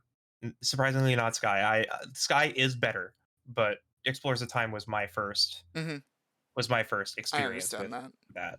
Yeah, that game was life changing for me. It pulled me out of a really really dark spot, and I basically owe my life to that game. It's the reason I'm still here, more or less. That's also Uh, Sunshine for me. yeah, yeah, that's really it. We're both basically living examples of the fact that video games are more than entertainment. Oh yeah, for sure. Th- The There there are games that have saved people. the two games that basically prevented me from doing not good things was Super Mario Sunshine and Transistor. Transistor was Transistor was like the perfect game at a time where you were going through something real bad. Oh yeah. Yeah. I remember you being super excited when Transistor came out, and then all the stuff happened, and I didn't hear from you for like days, and you Yeah. came back and you were just talking about Transistor. Yeah, I was just like, yeah, no, I beat Transistor. That's Yeah, that was yeah, it was like I genuinely went to hiding. We'll just say that there was some domestic stuff. That's all yeah, I'll say on that. I'm not gonna go into that, but basically, I went to hiding and just played Transistor for like yeah. 5 days straight. We've both been through some pretty horrible things. Recital Yep, more than me, but I'm an anime still, protagonist. Hi. yeah, yeah. Oh God, I'm about to join you. I have the scar. I have the scar to prove it. Yeah, Pokemon Mystery Dungeon Explorers pulled me out of a really dark spot. It was a shining example to me of people don't just forget you as if you never existed in the first place. People will miss you when you're gone, and you leaving them hurts them a lot more than you think. Sometimes people aren't ready to say goodbye. Yeah. That's there was like it was a crazy thing to learn from a game that I had held so closely from my childhood, and I initially didn't even know the game existed. Because it was right after I had stopped, subscribing to Nintendo Power, and I wasn't, actively doing gaming or whatever because I went through a lot of the issues at school. That when I found out that Explorers came out, I immediately went to Blockbuster and rented a copy of Explorers of Time. Yeah. And yeah, it was I cried like 4 or 5 times. I felt genuinely upset at so much of the stuff I was paying attention to that it was unforgettable. And I talked about this ad nausea um, when I played through Explorers as a VTuber. I talked about all the issues that I went through. There's still a clip of it on my Twitch. That's a highlight you can still find of me talking about all the stuff I was going through when I was younger. And yeah, I owe a lot to Pokemon Mystery Dungeon for that. Um, on a lighter note, one of my other favorite games of all time is Paper Mario. Yeah. Uh, some people will say We've Thousand Year passed the Door. test. Those are the two games I was thinking. Yeah, the Thousand Year Door. A lot of people say is the best one, and while I do agree, I just prefer It's not to me. Paper Mario N64. You love Super Paper Mario, and that is totally valid. That is 1,000% valid because that story is amazing. Super Paper Mario does not deserve that good of a story. Yeah. It is not the right game at all for that story, but it manages to pull it off, and Yep. I'm so glad it did. But yeah, Thousand Year Door is really good.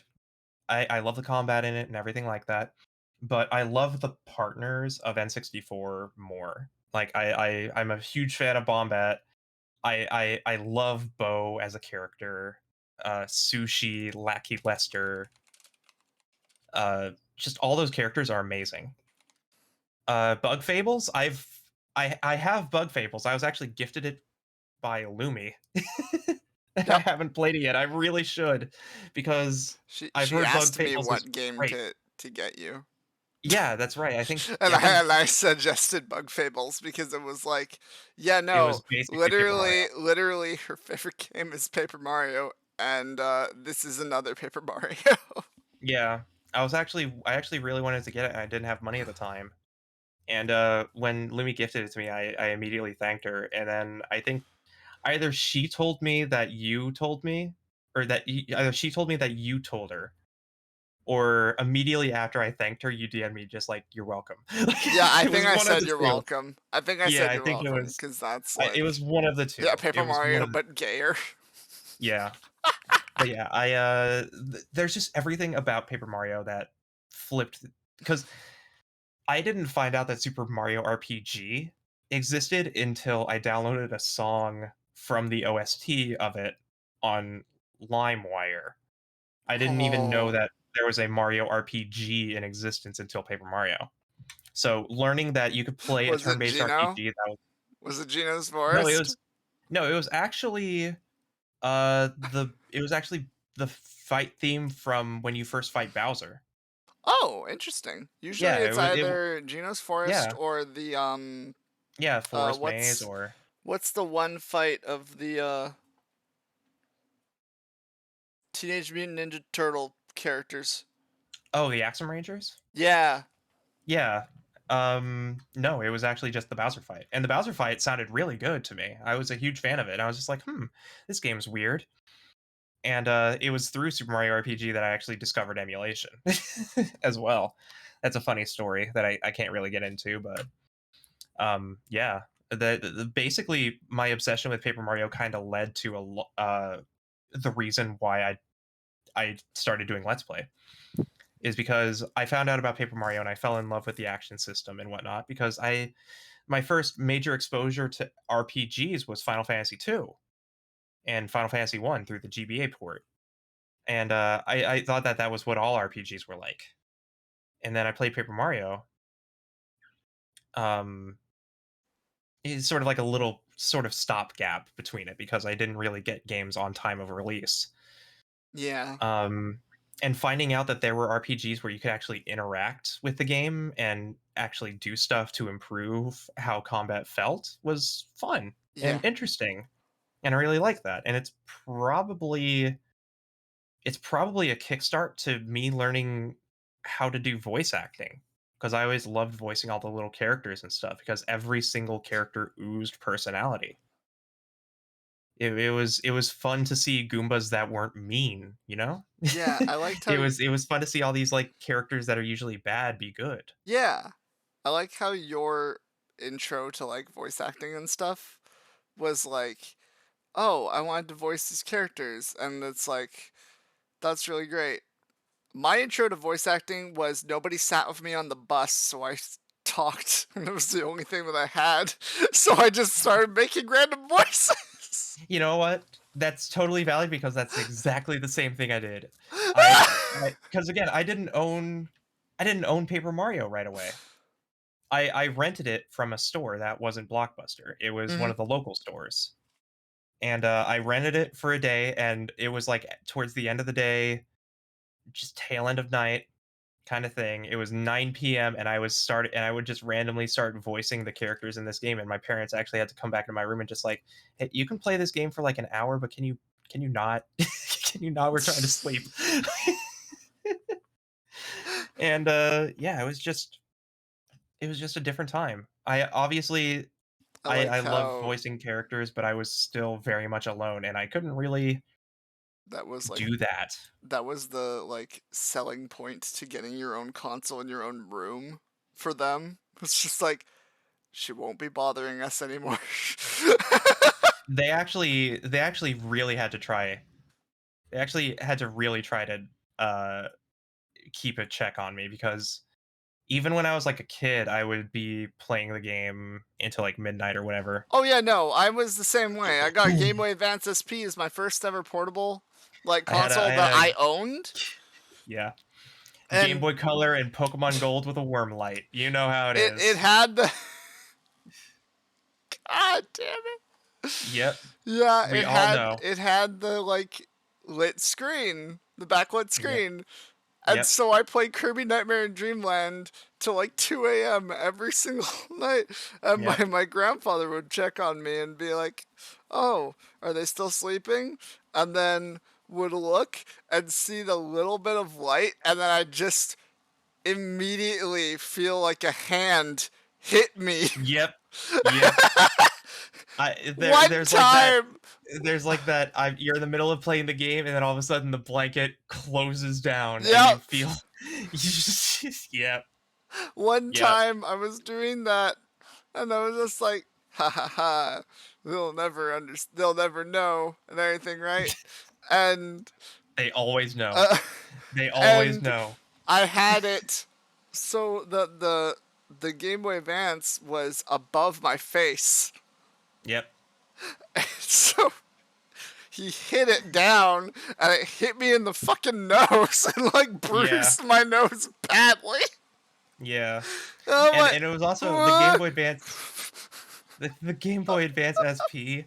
The backlight wasn't like behind the screen. It was at the bottom, so the light would like beam up like a line above it. Yeah. Because this was like back when they didn't know how to do backlit things. They were just Yup. figuring that tech out. Because I don't even think phones had. I mean, some phones had it, but it was like the green light. It wasn't No, quite no. good. It was like the super bright blue screens that were just white text. Yeah, yeah. Because we went from They like were still figuring out Nokia, backlit. we were going Yeah, from like Nokia to like things like Motorola and yeah. BlackBerry. BlackBerry was like the biggest thing at that Hmm. time. And Yeah, absolutely. like when they went to backlit screens, it was like either a Windows XP style backdrop, like genuinely every single device thought, oh, if we want to make it look futuristic, we'll make it look like a computer. What's the most iconic thing from the computer? The Bliss backdrop from Windows XP. Yeah, Why the though? hills. Yeah. The hills, yeah, always. But yeah, it was either that or it was just a full-on blue screen with like white text, and it made it really easy to read. But also, blue light is the most harmful light to your eyes. Yeah. So they had to change that quick. Yeah. When that was figured out. I remember the first phone I had was a BlackBerry. That was actually no. My first phone was a Samsung Juke, the Switchblade phone. My first phone was a Motorola Razr. Yeah, yeah. The original Motorola Razr. Yeah. There's just I don't know. Then It's I went just to an crazy iPhone to 4. think about. Yeah. And then I hated iOS so much that I begged to get an Android phone and finally got an Android phone in 2018. And then that died. Yeah. It's just crazy to think about like the progression of that. Because nowadays my parents don't even blink an eye about like, oh, she's up until 7 in the morning. Because this is my work now. This is my job. But a lot of that obsession with video games kind of started at childhood because oh yeah, when you're autistic, it's a lot different to find that like one obsession because a lot of kids, they'll obviously be like, I want to play this video game because this adventure and whatnot, and I'm gonna stay up until midnight and do this other thing. For me, it felt like I had to yeah. because there was nothing that really gave me anything. Nothing else gave you that like you had a sense of accomplishment because even Yeah. if you did like schoolwork or whatever, Mm-hmm. it was always you'd do it, you'd get a grade, and then you'd move on to the next. But with video games, it was you'd do it, and then because you did this thing, you then got to benefit further on into the game. And it was like this sort of, hey, I actually am enjoying this kind of method. Like, if they did that for schooling now, where you would Yeah. genuinely benefit and use things or whatever and be like, Mm-hmm. okay, because you did this, now your test will be easier or something like that. Yeah. I think a Yeah. lot of people would or especially with autistic kids, because Yeah. both of us are autistic. That Yeah. I'm pretty sure that's obvious. I have 5 disabilities, so we're not going to go into that. I have 4. It's fine. Yeah, so like with all those with that kind of method, I think that would definitely help more Yeah. autistic kids with homework and things, because it doesn't feel rewarding and it doesn't feel like you have a reason to do it. Once you Yeah. don't have that feeling of rewarding as autistic, you do not have this sense of, oh, it's important. And it Mm-hmm. really sucks because it seems like, oh, but they have to be treated special, have to get special things. Or no, it's genuinely a mentality problem that you've either grown up with or that you've had the misfortune of just having mental disability. And Yeah. I'm sorry to say this, it's not to be a special kid or whatever. Mm-hmm. I never wanted to be a special. I wanted to be normal. Yeah. I still can't think very, very clearly to this day Mm-hmm. without medication. And I've been off medication for a month, so I'm going insane. Yeah. Oh my god. My doctor's been MIA. Yeah. Yeah. So the thing is that my school was much different from your school experience because my school experience You uh went public, right? I was public. Yeah, I was in public school for a very long time up until 7th grade. And for the most part they caught on really quickly that um I was a very special individual. Mm-hmm. They said I was special. I was really advanced. I was really advanced in preschool and kindergarten that I actually was able to test into the second grade. So the next Yeah. year, I went into work school a grade advanced. And obviously, when you go from kindergarten to second grade, the environment changes real fucking fast. Oh yeah. It changes real fucking fast. And I suddenly found myself interested in the schoolwork, but I was having a lot of difficulty keeping track and focusing on things. And they obviously caught on to that. And very early on, they put me into special needs, and I would still, go to Mm-hmm. I would still go to normal classes, and then I'd go to special needs during this one when all the kids were doing the cool stuff, like watching Bill Nye the Science Guy and all these other things that I actually wanted to learn because I was Mm-hmm. fascinated and loved science. I would Yeah. go into special needs where a teacher would berate me for Uh-huh. using words repetitively and say That's that my not a improvements. normal thing, and that you need to change that Yeah, habit, or it will mess with you in later in life. It's like, yeah, it's not a normal thing. I'm forced to do it by my mind. Thanks. yeah. I was told basically everything I did wasn't good enough. Mm-hmm. And that was a majority of my school life. And the only time I ever really felt like I was doing things good enough were in the form of video games, where failure wasn't a setback Yep. that would You be would just punishable. persevere. You Yeah, I just would go just back. try the same I would just try it again, except I knew what I was getting into that time. Yeah. And playing video games was a way for me to feel like I was actually doing something meaningful That's a and productive. very important point to make with it, though, is that when it comes to schoolwork, all it is like you have a one-time shot, and if you Yeah. fuck up that one-time shot, you don't get to improve on it. And Yeah. I feel like that defeats the purpose of a lot of things you're learning. You're Yeah. like, oh yeah, this is wrong, this is why it was wrong, you better know that. It's like, what do you How mean? how how am I gonna know that? If you haven't You'll succeeded have at to it you'll have to know it in the final. When is the final? 3 months tomorrow. from now. What? Oh yeah. Yeah, it's just like you fuck this up, and you have 3 months to unfuck this. When do I get to unfuck? Do you mean I can do this at any point in the 3 months, or It's like, after no, we're three gonna months I assign can? you homework every single day to make it so that you keep forgetting about this one thing Yeah, that you fucked up and on. if you fuck up this final, it's going to negatively affect the other final, the final that is 6 months from then. And then Yeah. if you fuck that up, you'll just have to do this over again. Yeah, no. Just like It's dumb. that's literally not how society works. If you fuck it up, you just don't ever get another chance. And I felt like, especially when I had my presence online, that I always felt like I had a chance to really prove that I was worth anything. Hmm. And that value came from video games that allowed me to have a voice where I felt like I was being silenced for just being different. And a lot of that stuff came from, Pokemon Mystery Dungeon making me feel like I was important, or Paper Mario making me feel like I could express myself a little bit. Yeah.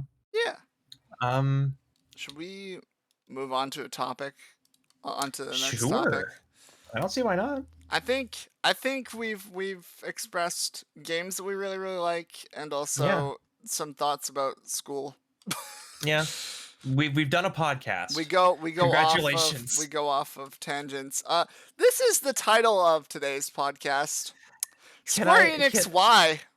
can I please be the one to talk about this, cuz it's so funny to me. Oh yeah, no, you go hard at this. We're gonna link our citation and everything of why, of like Yeah, what kind of let me get thing this my is. cliff notes. Let me get my cliff notes. Hold on.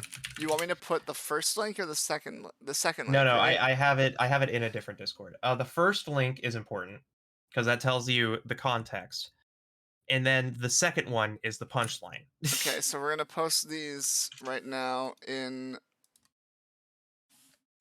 So I'll go ahead and read the headline for those of you who aren't able to read it on Twitter or whatever. Mm-hmm.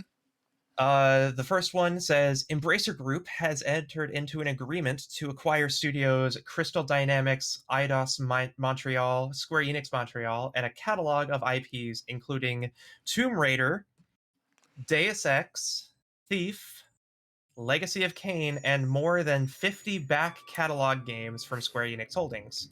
This is basically anything that is not a direct IP of Square. This means that it's They not. did say there are some exceptions. We'll get to that. But go That's ahead. not like near Final Fantasy, Kingdom Hearts, things like that. But Yeah. it is any subsidiary, basically. Yeah. And it's also only in the West. So yep, anything it like is their this, entire it is almost their entire Western holding. anything like this, like just to give context of what's about to happen, anything that is like being sold or is being monitored or whatever by this other company, we'll get into that. This still doesn't affect the same game, but in Japan. Yeah. So it's only the West that's getting this. It's just Yep. wow. All right, continue. Yeah. So what's so this is very crazy. First things first. Just the idea that the 95% of Square Enix's Western hold has been effectively sold off. Yeah. What's crazier is the second one.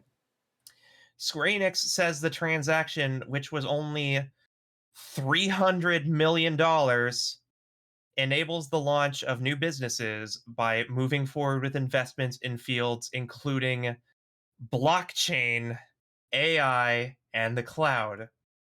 However, Square Enix has decided to hold on to IPs such as Just Cause, Outriders, and Life is Strange. So let me just point this out for you real quick. Let me just explain to you how insane this is. Because a lot of people are just like, okay, they sold a bunch of IPs and whatnot. They sold a bunch of IPs. That makes sense and whatnot.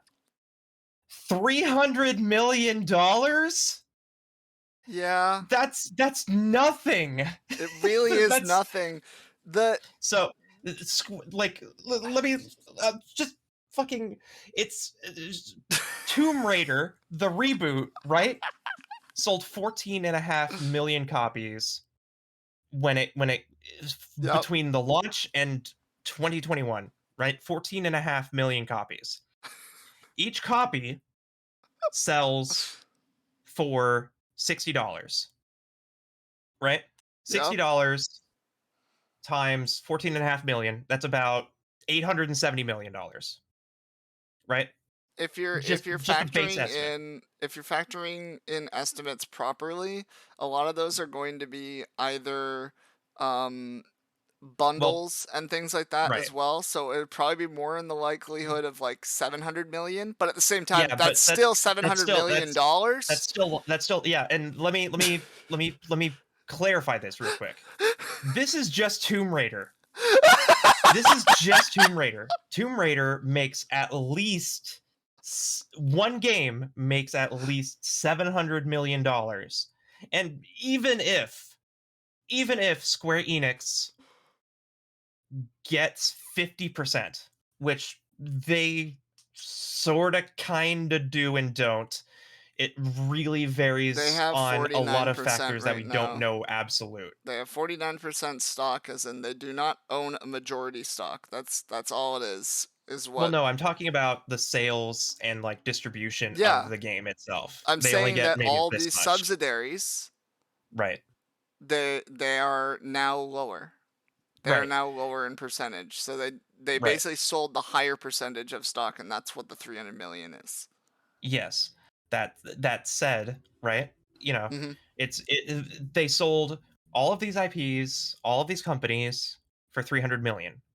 Only one IP in that list makes up more than that just based on their value alone. And also just in general, IPs that were genre defining like Tomb Raider or Deus Ex, games like that, just 300 million? Yeah. Okay. It might sound like a big number for a lot of people, but if you It's a don't know really game small number. development, it is insanely small. I would have Yeah. expected like the realm of probably around $2 to $3 billion. Yeah, I expect 300 million to be just for Tomb Raider, if that. That's like a low ball for Tomb Raider. Yeah. But it's just how how the company that bought these IPs and studios effectively got away with corporate murder with how good of a Yeah. deal this was. This is insane. I And understand. Okay, the whole entire reasoning for it. The whole right, entire reasoning for this sale is the thing that's like, what the fuck? right. They're doing it for NFTs. And you know what happened the day after this deal happened? NFTs crashed 92%. Yup. They sold a majority of their Western holdings on a bet. On a bet to try to catch the NFT market as it was boosting, And and it literally failed the next miserably. day. The next day it failed. Yeah. And the thing is, f- if from a business standpoint, we'll say Square Enix could have easily have set up a huge victory on their mark if they actually made this deal a lot more valuable than they led on to be. If they went for billions Mhm. and really got and really gouged this company, if they really got Embracer to open up their wallets for this could have easily have backfired in Embracer's favor, and Square Enix would have had much more investment in this Mhm. market, in this blockchain market that they're talking about, boosted it up, gotten that value out of it, and then probably would have been able to maybe get those back from Embracer, if not more, based on what we don't know would be successes or failures from the companies that they purchased. However, with such a deal so small, even if the companies do nothing, that's still a big thing. The crazy thing is that those companies aren't doing nothing. Almost immediately after Eidos Montreal was acquired, they announced that they're making another Deus Ex game. Mhm.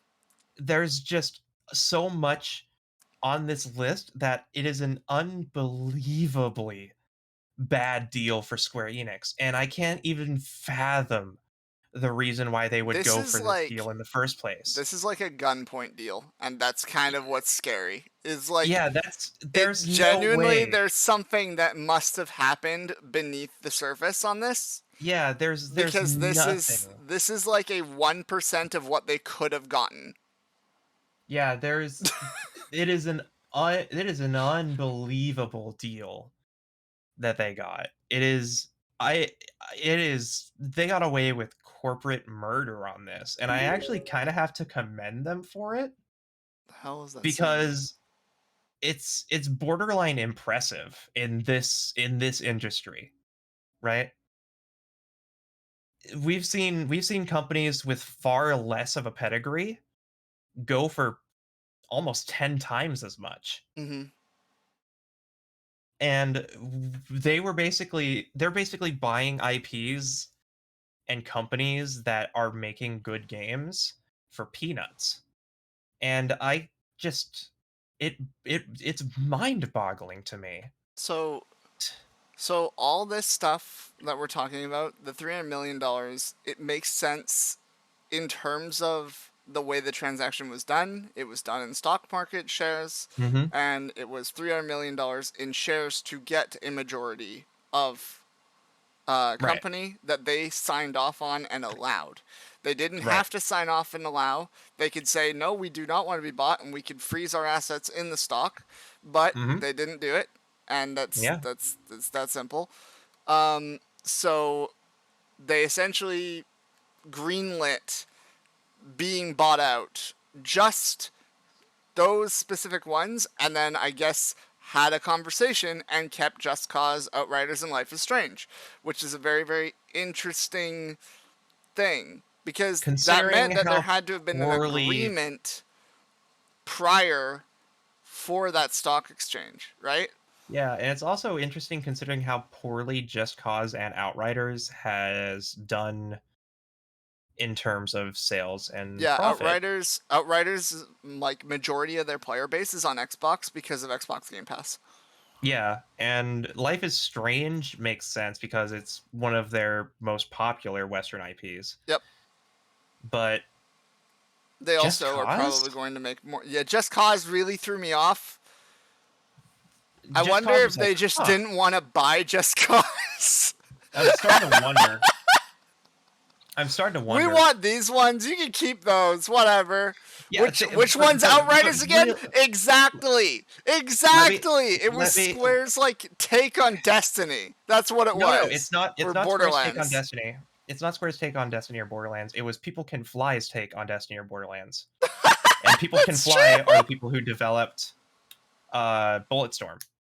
Yeah, like it's not a bad game. Outriders is good. It's just it released as a AAA full price game that people were like, no, it does not deserve that price tag. It really, yeah. That's it should the have crazy released thing to me though. As AA, like $40. Like because let me just compare one IP to a different IP real quick and say Square Enix kept Just Cause, a game that they have fundamentally run into the ground. Yep, they killed it with 3. They killed it with 3, and it kind of recovered in 4, but it's nowhere near the shine it was. If you look at sales numbers, that's enough to say they killed it with 3. Yeah, 4 sold abysmally. Yeah, but let me just put this into perspective. Embracer bought Thief. Yeah, a franchise that hasn't had a game in a decade. The last game was supposed to be a reboot for the franchise in 2014. They haven't done a goddamn thing with it. Yeah, I think, to be fair, those are the days of if you were trying to trick the media with anything, you were getting called out no matter what. This is the same sort of thing where what was it? It wasn't Middle of Earth. It was another game that was similar. Was it Dragon's Dogma? Might have been Dragon's Dogma at the time, where they essentially paid reviewers to do whatever. And I remember, rest in peace, Total Biscuit, but made a call-out post that was just like, anybody that is being paid by the people to change their viewpoint on a game is not trusted. It should not be trusted. And that was a big deal with Thief, because Thief was frame locked. Yeah. And we'll just say this. Yeah, it should have been, hey, every single game that was coming out for PC that was AAA should be 60 frames per second, no matter what, because the technology was so easy to implement. Yep. And it was literally just laziness to not have a 60 FPS port or a 60 FPS release. A game running 30 FPS natively in 2014 was like a death sentence.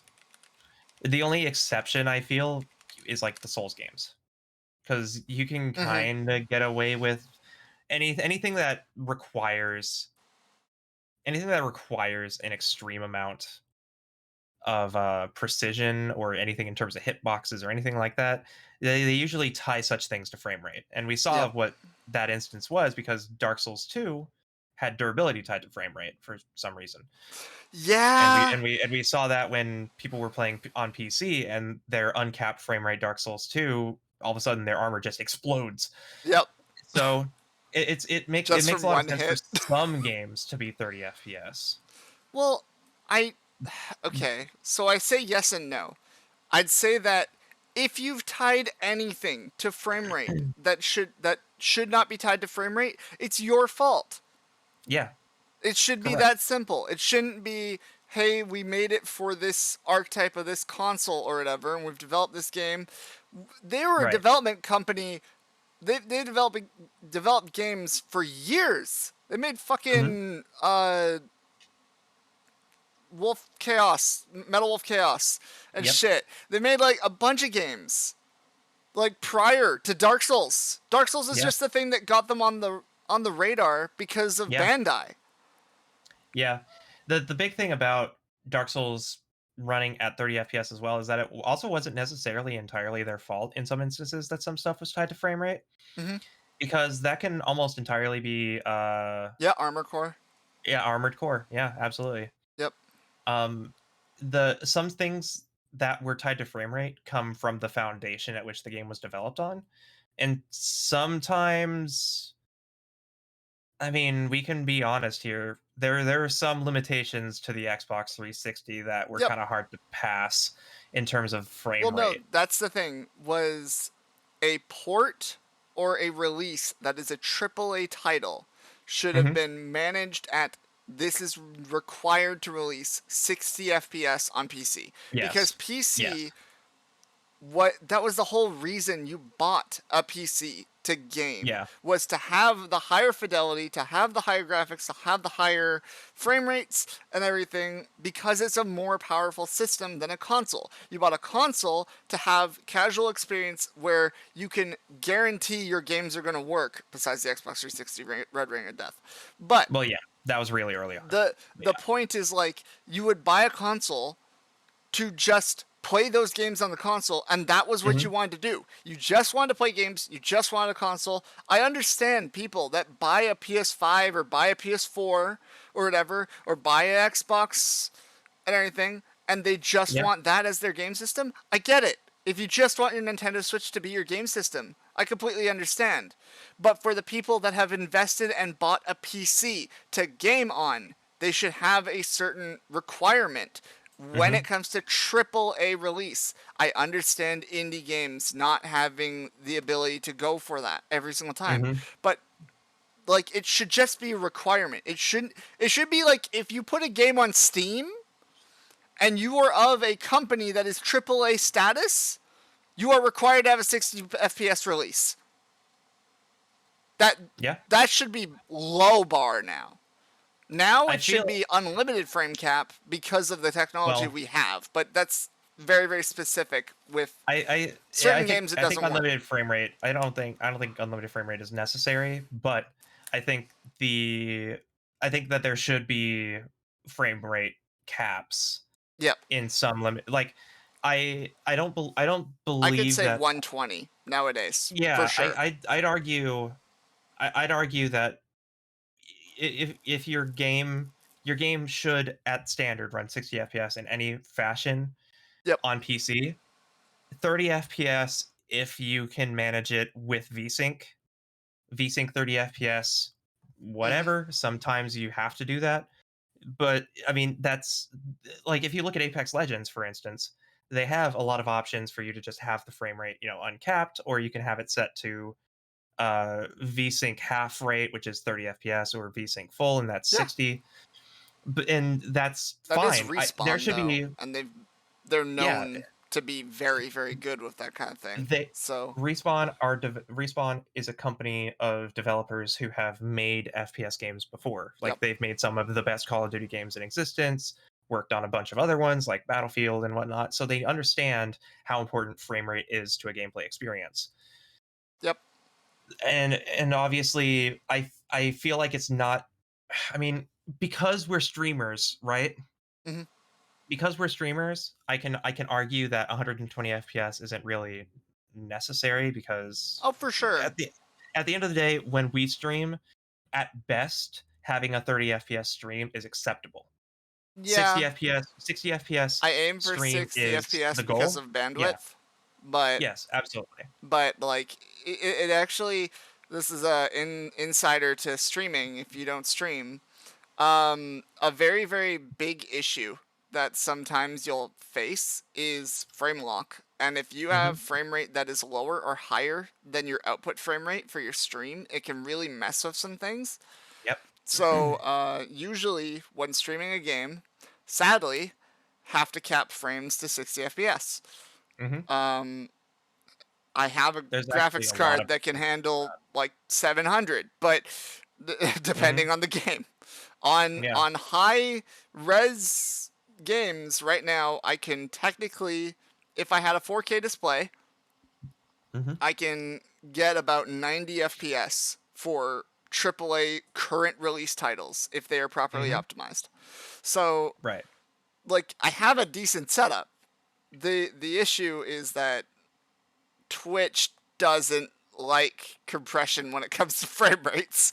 So, yeah, you just get a lot of artifacting, you get a lot of bitrate problems, and also desync. So, yeah, Yeah. no, genuinely, it's just always better to cap it at 60 when streaming. Yeah, but the idea of being able to play a game however you desire, Yep. like you can make the game look like a potato, run it at 1,000 FPS, and that's your choice, or you Yep. can make it look drop dead gorgeous and have it run at 24 FPS. That's entirely up to you. You know, you can run with that cinematic order 1886 frame rate if you really want to, Oh. but come on. Yeah, the issue there comes from the fact that it was a game released in 2014 with so little in terms of customizability. Yep. That is the problem. And that was actually like a huge war that broke out in terms of PC gaming and whatnot, that there was so little respect done to the fact that this is a very much an open platform for the most part in terms of catered content. You know, if you bought this computer, you could play this game. It had this many options. You could customize it to this factor or whatever, Mm-hmm. and it basically started a renaissance in terms of accessibility and customization. Right around the time that Thief came out, we got games like Battlefield 4 that let you customize damn near everything about the game down to the UI elements Yep. and even, all this stuff. And we've seen that transcend with more recent entries, allowing you to customize even more of the UI elements, even down to letting you pick whatever color you want for the UI elements. And we've seen this as well with accessibility options. We've seen being able to customize all sorts of different subtitle options and having closed captioning and all other affairs. The stuff that happened between like 2000 and we'll say 2010 to 2016 pushed a large trend of just letting people customize whatever the hell they want with their video games on any platform. And it basically started with the stuff that was happening with Thief. Thief was like a Yep. huge publicity thing at the time. I remember it was almost as big as when Driver 3 came out. Oh It was it yeah. was it was a, it was a big deal, I remember. Yeah, It was there's a lot of like really big moments in like PC release games, but then mhm. also, yeah, I Yeah. remember the Driver 3 thing. Yeah. I actually have a little piece of history in terms of Driver 3 Oh? in my collection. I found out recently that this was a publicity stunt, but the franchise Stuntman was actually used to advertise the Driver 3 engine. And I found out that it uses the same engine as Driver 3, and Huh. it's an interesting little look into what could have been. Because Yeah. Stuntman actually plays really well. It runs horribly because it's PS2 and it's Driver 3 engine, but it's a very interesting it's a very interesting look into what would have been good physics and Mm-hmm. a good game. But yeah. I think about Thief because we all know why they rebooted Thief nowadays. It's because they needed an answer to a game that was coming out that was basically Thief, which was Dishonored. Yeah. And they tried to compete with Dishonored and ultimately failed. Oh, hardcore. Dishonored destroyed them.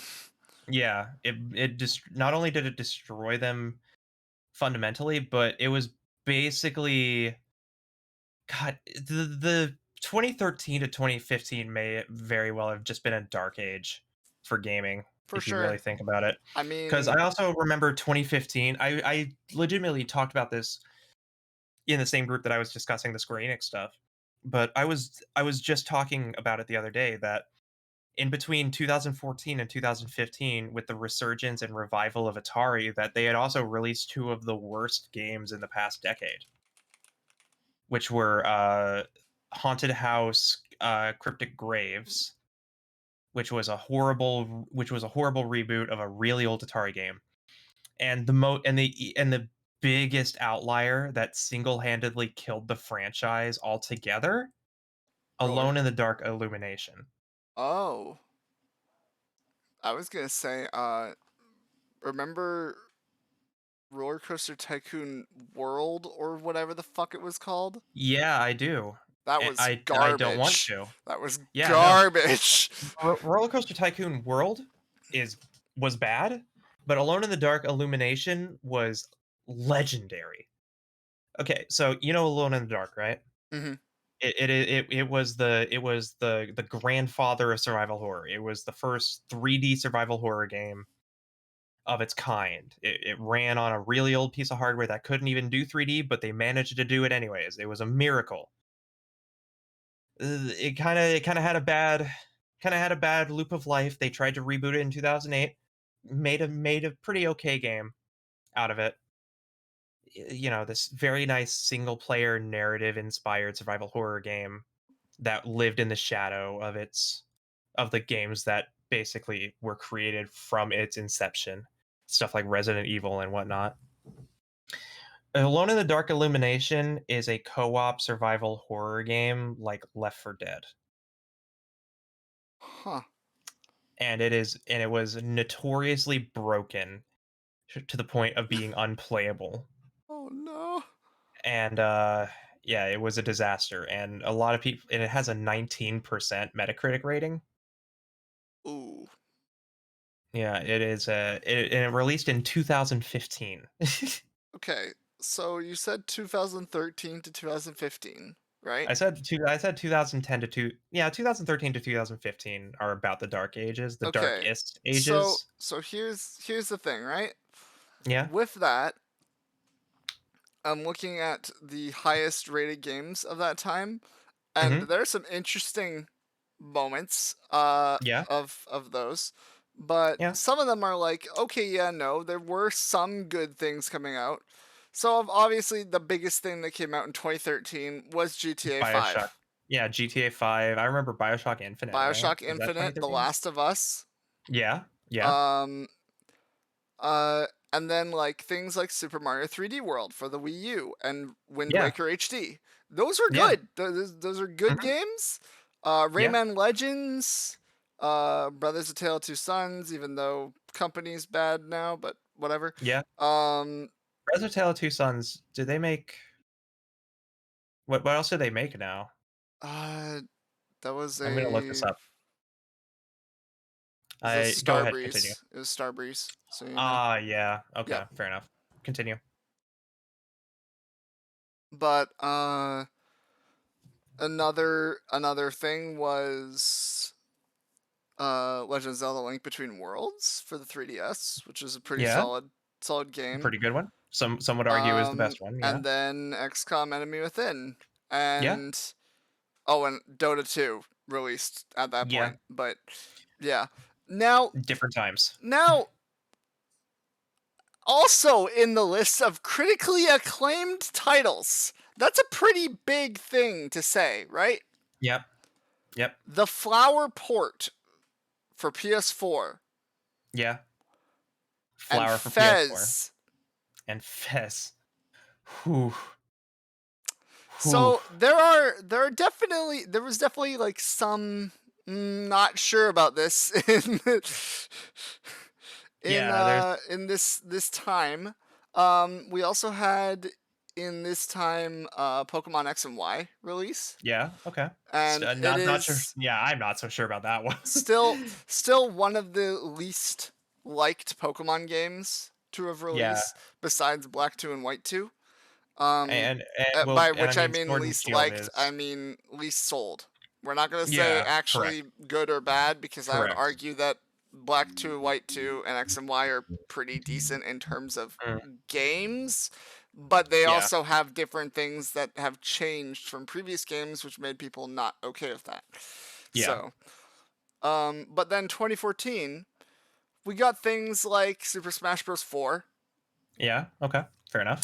GTA 5 re-releasing again, Mm-hmm. Last of Us re-releasing again. Yep. The growing Um, pains of a generation change, yep, and then we which got we're seeing things again. like Shovel Knight, Yeah, which was yeah. pretty Good good. choice. Bayonetta Pretty good. 2, pretty Pretty good. good. Yeah, Child of Light got into critically acclaimed. yeah. Kind of That was happy about that. pretty good. Yeah, And then we got like the Metro Redux yeah, collection. Yep. yeah. Diablo Pretty good. 3 Ultimate Edition, which I would argue And doesn't really honestly just the apply. DLC makes it good. That's it. It's Yeah, not it's the DLC is fantastic. The game the base game itself is is not. really bad. Yeah, yeah. So, yeah, and then we have the Dark Souls 2 um base Scholar the release. first in, or yeah, just the original, The huh? In base 2014. release was 2014. Oh, And like other things we got there was things like Guacamelee, yeah, Fez for PS4 yeah, because everybody was obsessed with Fez. yeah. Um Out of the Park Baseball 15 is in critically Okay. acclaimed titles. I've actually heard that those are pretty good. I'm sure they're good. It's very interesting to see a Yeah, sports game that's not like SSX or like Tony yeah. Hawk's or something like that get into a critically acclaimed title. You know what I Well, mean? the SSX reboot was 2012, wasn't it? That was 2011, I believe. Yeah. Well, So either yeah, way. no, it wouldn't be in this is the point. Yeah. But I'm just saying like I didn't expect a baseball game. You know what I mean? Yeah. Because a lot of those games It's are true. carbon like just cut Carbon and copies, paste. yeah. Yeah, exactly. Now 2015 I think is when we get the resurgence of really solid games coming out. We got Witcher Mhm. 3 Wild Hunt. We Mhm. got Ori and the Blind Forest, Metal Gear Solid 5, Yeah. Out of the Park Baseball 16. Really? Okay, fair enough. Okay.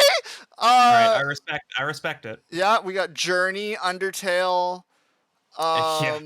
Oh man, remember the Swapper? Yeah. That was a good Yeah. time.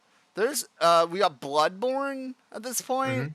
So yeah, Yeah. I'd say like Well, you're right, but I'd say it wouldn't be 2013 to 2015. I'd say it's more like 2012 to 2014.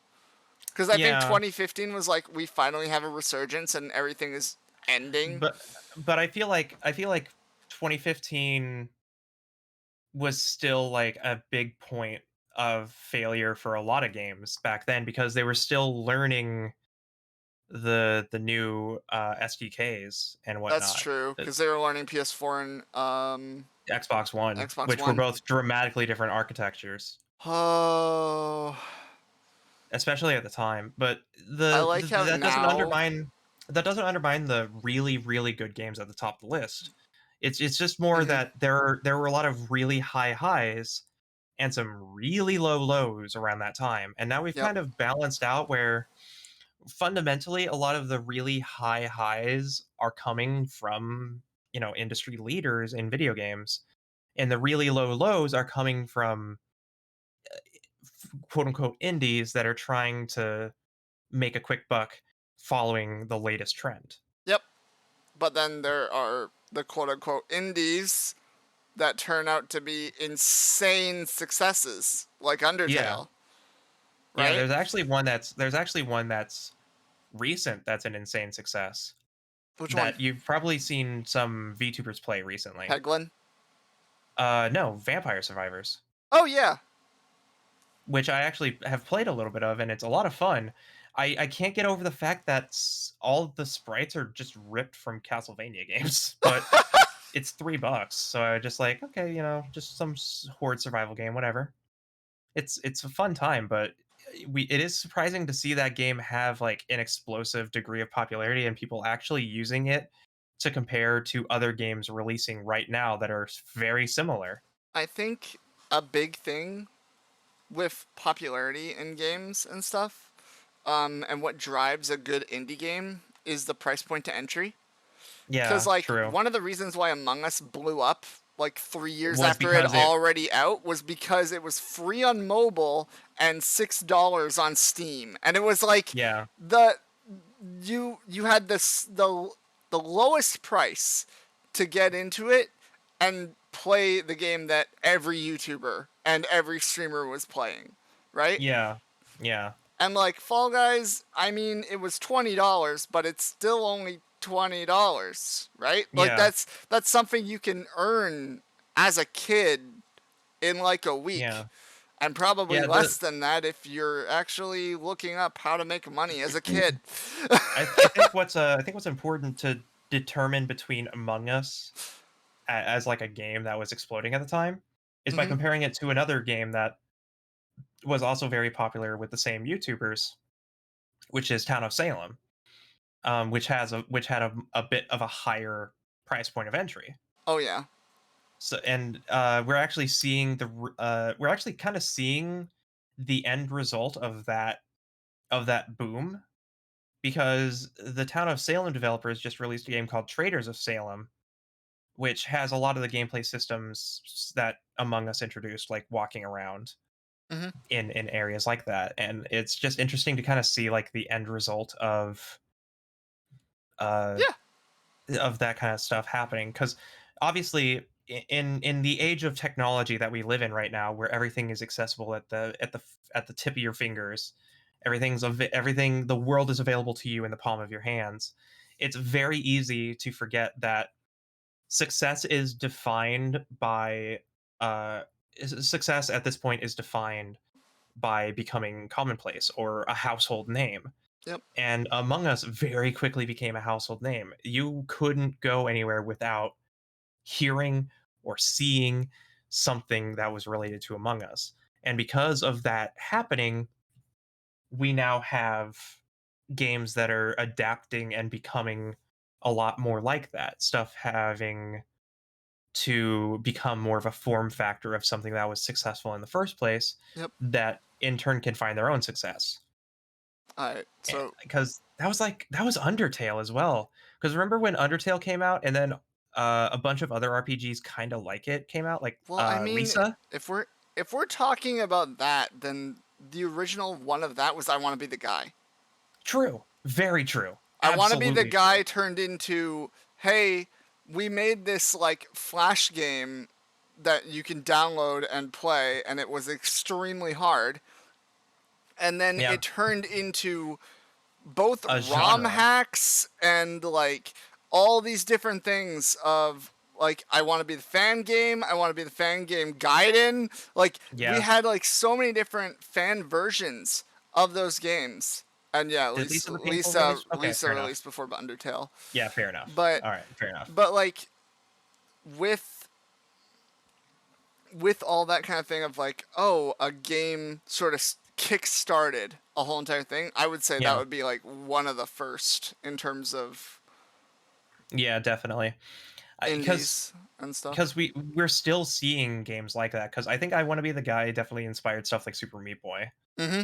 For sure. and I Want to Be the Guy, we got stuff like Kaizo Mario, and Kaizo Mario hacks are now their entire own thing. Oh yeah. We're still seeing Kaizo hacks being made nowadays, and some There's of a new which are one released being, every single year due to the insane Twitch scene. yeah, definitely. And there's definitely like a curated like community within people like Grand Pooh Bear and uh Carl Sagan. Barbarous King. Yeah, Carl Sagan, Barbarous King. Yep, for Yeah, sure. a lot of those. Carl Sagan, the Mario Maker community is also its own thing. It's Oh insane. yeah, It's crazy. It's just there's so much that branches from that is insane because Among Us kind of it's because Among Us on its own was basically inspired by Town of Salem, and now we're seeing a successor to Town of Salem that is much more like Among Us, and it's going to continue like this trend until eventually we start hitting a point where those start branching out more. Because also, oh no, you we, I continue. think, I think we already kind of saw early versions of this branch out with stuff like Project Winter and Yep. stuff. I was gonna say another big example of this kind of thing was horror games are kind of whatever to a Hmm. lot of people until Amnesia. Yeah. And then when Amnesia released, then we had things like Slenderman, and then we had things like Five Nights at Freddy's. And I Yep. feel like everything owes it to Amnesia in terms of the inspiration, because And it and it, was and it it has was to this be thing Amnesia of because it was the it first had game that used yeah. atmosphere to instill fear that prevented Well, you from fighting the monster. yeah, that's actually half true. It wasn't it wasn't Amnesia that was the first one. It was Penumbra. Oh yeah, But yeah. because Penumbra came way before Amnesia, but Amnesia was the first game that really put the idea of true atmospheric horror on the map. Um, and especially atmospheric puzzle horror, because Amnesia was so deeply rooted in solving puzzles by analyzing your environment and carrying physics objects, which is something that we see quite a bit of nowadays, especially with current games. It's kind of this weird own thing, but it was it's an interesting experience because now we have stuff like Soma and everything, Yep. and sort of seeing The evolve medium. the medium. Oh my god. Yeah, Yeah, no, I guess like I horror games if have Penumbra. massively evolved over the past Yeah, 5 or so years, yeah, for because sure. if you compare like Silent Hill, not even Silent Hill for that matter. I was Silent Hill playing Shattered Memories. Silent Hill. Yeah. Oh my god. I want to be talked to by my Wiimote. Yeah. True. The really low bit rate, super squeaky. Holy Oh my god. shit. The I was legitimately playing a game on stream a couple months ago called Sweet Home, which Hmm. is uh which is a turn-based RPG released by Gaijin back in the I think in like '89 or something, really early, really sort of like late NES before the SNES came out. And it was an adaptation of it was a kind of an adaptation based on a movie of the same name. And Sweet Home wound up becoming the foundation that would create Resident Evil. Yep. So seeing like the comparison between what Sweet Home was and what Resident Evil is such a fascinating look into it, and you can see so much little bits and pieces of that development between Sweet Home and Resident Evil in all forms of survival horror. Hmm. The difference between Resident Evil and Silent Hill can be seen. The difference between Silent Hill and something like Parasite Eve. Condemned Criminal Origins or Parasite Eve Yep. or just horror has become so massive and so formless that you can create a lot of stuff from it. And you can still see this nowadays too, because now I'd say that the proper way to compare what survival horror is now is to compare Sweet Home to World of Horror. That's. Both of them are survival horror RPGs, but they Hmm. both handle the narrative very differently. Oh, yeah. World of Horror is one of the only horror games that I can actually enjoy playing. I'm It's not so much someone fun. who's good with horror, Hmm. but like one of the ones that I've played through back when I was doing testing and stuff, beta testing for games, and got like early game Mm-hmm. releases and shit, was Alien Isolation. And Oh ha man. ha ha ha ha Ooh, ha. Yeah, no, yeah, I played that game I in VR. couldn't. Fuck that. Yeah. Fuck that. I like how both of us have a really scary experience, because for people who do not know, the game originally was not going to be the way that released. It Yeah. was going to be tied to microphone capability Yeah. to allow for a more They immersive experience, and they had to cut it because they added it back, by the way. wait, It was what? added in a late. Yeah, they added a difficulty called Nightmare where it actually does take your Oh, for microphone. fuck's sakes, they really Yeah, added it back? It was I like the think they did. Yeah. most scary thing ever. It was like Yeah. automatically on. So Yep. you could not, like, it's basically like Phasmophobia, Yeah. where you It's would like be able to Phasmophobia. tell that your mic was on, like that it was Yeah. working, but Hmm. then it doesn't do anything unless in Phasmophobia it Yeah. plays it on a radio, right? Yeah. But There's actually with a lot of survival horror games that do that without you knowing. It's but crazy. yeah, Silent Hills PT did that too. yep. And that if as long as it was a proper branded PS4 headset or whatever, Hmm. it wouldn't work if it wasn't. But Yeah, yeah. But I mean, point aside, yeah, I mean, it survival it horror is just great. it I love fucks it. with you. It really Yeah. fucks with you when an alien that is designed around scent and hearing, and that's it. Hmm. It doesn't have sight. That's the whole Yep. point of Alien, right? Yeah. Xenomorph is like trying to find you and is like right next to you, and you're freaking out, and you go, huh? And that allowed it to hear you and immediately kills you. No, I'm not okay No. with that. No. Yeah. That's actually when there was that Twitter thread of a bunch of developers talking about their little dev secrets or whatever.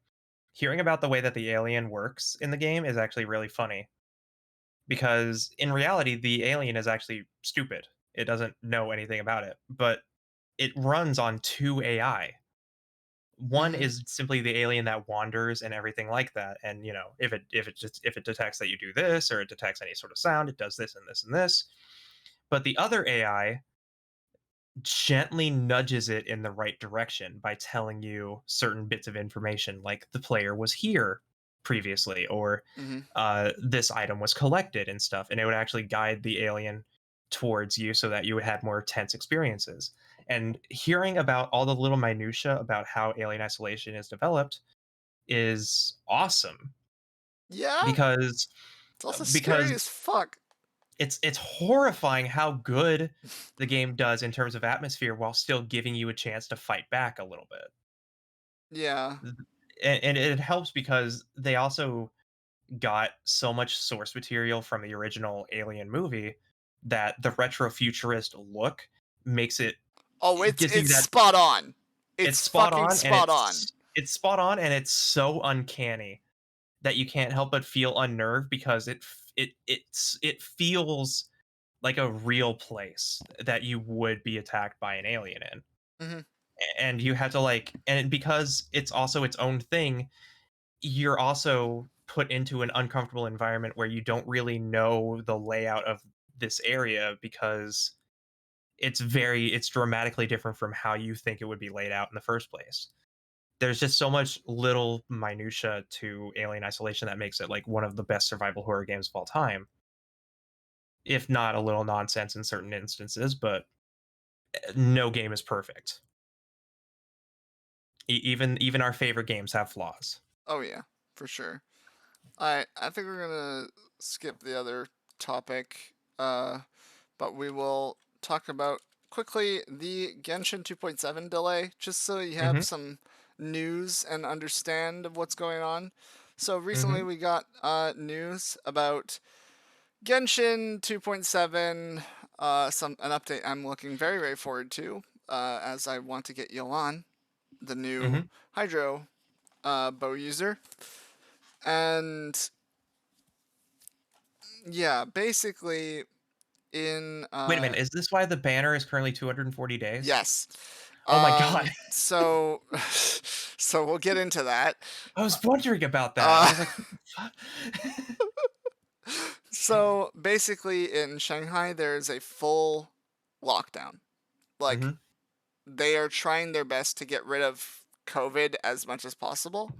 Mhm. And this is a very big deal because in their lockdown, it's not so much a just wear masks or whatever. No, Yeah. they are expecting Don't people leave to your be house. indoors Yeah. constantly, which Yep. means that it's been hard for them to get food. It's been hard for them to get whatever, even if they're working at home. So Mhm. they are hard at work at getting the release out, but they have basically just said, no, we are going to put our like livelihood and life ahead of this. We're not Mhm. gonna put a game ahead of our own life. So that's good. I'm glad they're not going crunch tactics because that's stupid. Yeah. Yeah. Um, Correct. but essentially, what this means is every single week until the delay is over, until the patch releases, we'll be getting 400 Prima Gems, one Fragile Resin, a few Heroes Wit, which is like the purple book, Mhm. for experience on characters, a few other things. But what's important is that the banner just got extended. A lot of people thought that they were going to put a little small banner or whatever Mhm. in between. But it looks like they just said, no, we're just going to extend the Ayaka banner. So if you want to get Ayaka, now's your You have best chance 6 because you months to got do it. 8 six months to do it. months according to the no. No. It's just there as a placeholder. It will be Yeah. changed whenever they have figured out Mhm. when 2.7 will be happening. But yeah, I Yeah. now That is oh boy. What a world we live in. yep we got a few more things. So Uh-huh. we wanted to add something that a lot of people don't really do or whatever for gaming podcasts. Mhm. And we each have our own special showcase as well as the song showcase. Mhm. Now, due to copyrights, we're just going to link the songs in chat. We are not going to be playing them on thing, and if you'd like to listen to it, it's also going to be in the description on YouTube. So, I'm pretty sure my song is pretty clean, but yeah. yeah, but to do song We've showcase. we've picked we picked a couple of wonderful tracks, both of So, them equally yep. fun. So, Nikki's song showcase, please tell us about it. We've linked it. This is one of my favorite songs from World of Horror, as I talked about a little bit in one of the earlier topics. But World of Horror is a very fun turn-based survival horror RPG, sort of with an art style derivative of old, EGA 1-bit, 2-bit computers, and with monsters and other sorts of horrors inspired by Eldritch horror and Junji Ito. Some Yeah. very fascinating, horrifying designs that I genuinely am unnerved by, and has a fascinating procedural soundtrack where you have the mystery track, where it's a lot more mystifying, slow paced, investigative, curious. And then when you get into combat with enemies, the music picks up and gets a little bit more intense and stressful. And one of my favorite tracks from World of Horror is Forest Combat. And it's called Forest Combat because this song typically plays during investigations that lead you towards the forest. And the chiptune OST of World of Horror is outright incredible. Yep. And nothing defines it more than Forest Combat. It is fast paced, it is stressful, it is mystical, and it has this breakdown in it that is so insanely intense that I can't stop myself from just not playing the game and actually listening to this track every single time it comes up. It is genuinely like one of my favorite chiptune tracks in a game ever. It's just wonderful, beautiful. Can't stop recommending World of Horror to people. It's easily one of my favorite indie games. It's very good. Mm-hmm. And my song showcase for this week. So I was going to do a Sonic song because I'm Sonic fan, but the more and more I was like looking at different Sonic soundtracks and things, I went to Sonic Rush and I was like, yo, I just kind of want to show like a song by an extremely talented artist. Was Sonic Rush done by? Yep. Really? Okay. I So didn't know that, actually. Sonic Rush's soundtrack was done by Hideki Naganuma, which Mm-hmm. also did Jet Set Radio's Yep. soundtrack, as well as Lethal League and Lethal League Blaze. Ain't nothing like a funky beat. Yep. So that is one of the best songs that's released in an indie game, in my opinion. Oh yeah, no, Hideki Naganuma's Ain't Nothing Like a Funky Beat. It's I so legitimately good. I was legitimately planning on making a Monster Hunter Rise montage to this track. I Because would love that. I was figuring out the parkour or like the movement system in Rise because the movement system's incredible. Mm-hmm. And I really wanted people to sort of send clips of them figuring out all sorts of different types of movement and traversal methods in Rise, and I was just going to put it to Ain't Nothing Like a Funky Beat because this game, no, there is no song I can think of that makes me more hyped to do whatever the Oh game is yeah, telling me to no. do. No. Genuinely, this song, if you like this genre of music, just look up Hideki Naganuma. Like Oh yeah, 100%, you're gonna like every single one of their music, every single one of their songs, every single one. There's not a yeah, single not banger. And masterclass funk. All yep, right. yep. If there is the indie spiritual successor to Jet Set Radio coming out soon called Bomb Rush Cyberfunk. Yep. And I don't know if it has Hideki Naganuma music in it, but if it doesn't, then we're just gonna blast Hideki Naganuma in it anyways. I mean that game looks like so much fun It when it looks comes out. so good. I can't wait. I'm hyped. I actually really liked the other sort of indie spiritual successor to Jet Set Radio that Mm-hmm. came out a while ago, Hover Revolt of Gamers. I was a big fan of that actually. It was a good time. It wasn't great, but I still had fun. Yeah, But the just we were yeah, looking for very actionable. I almost put in the Hades a Hades soundtrack song in this, but I that's wanted something fair. that matched Hideki Naganuma in terms of just build up and hype kind of thing, more energy. Because there's so many amazing video game songs out there that I think deserve more representation Oh, and because we'll be doing one every week. We're going to be oh yeah. doing one of all these showcases every single week at the end of each podcast. So, Uh-huh. as well as like things that we're looking forward to within the week and whatnot. Mhm. So, yeah. Mhm. I think I'm going to quickly grab a drink of water because I'm out of water. But Mhm. would you like to start with the retro game showcase?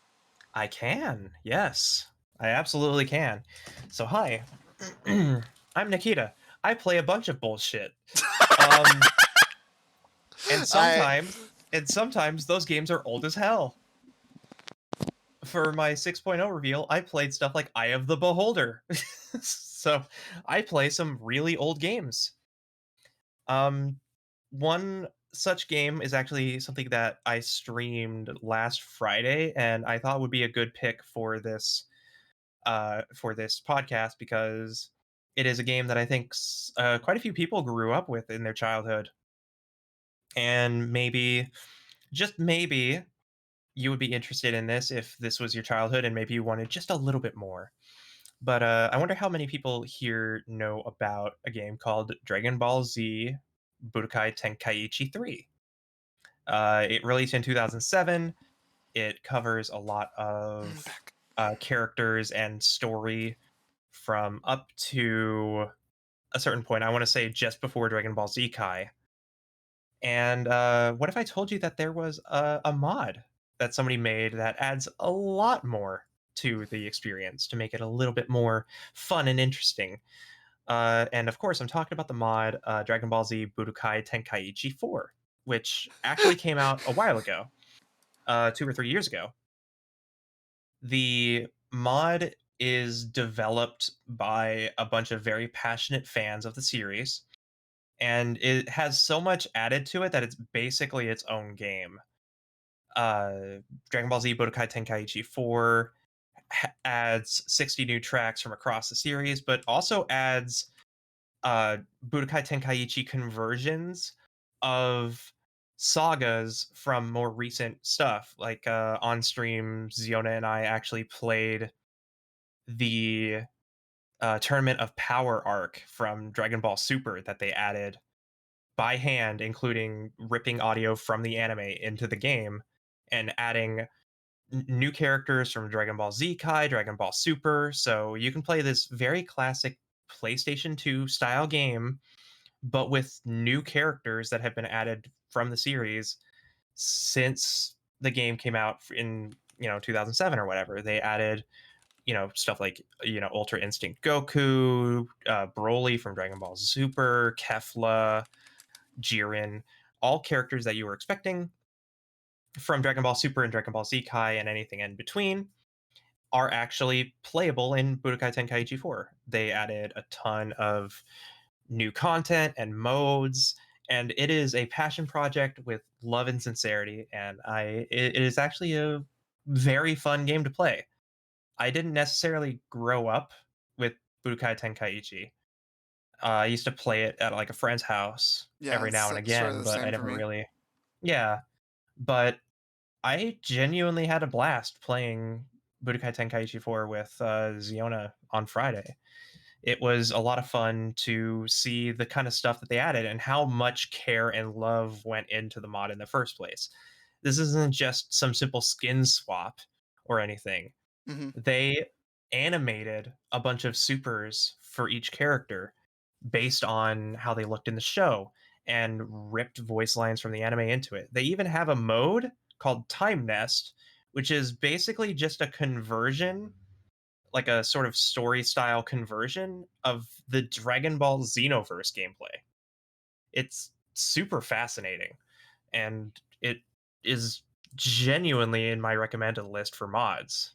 It it deserves the name Budokai Tenkaichi 4, and it is actually a thing you can get for free. They intentionally in the game's splash screen tell you not to distribute it and to demand a refund if you purchased it.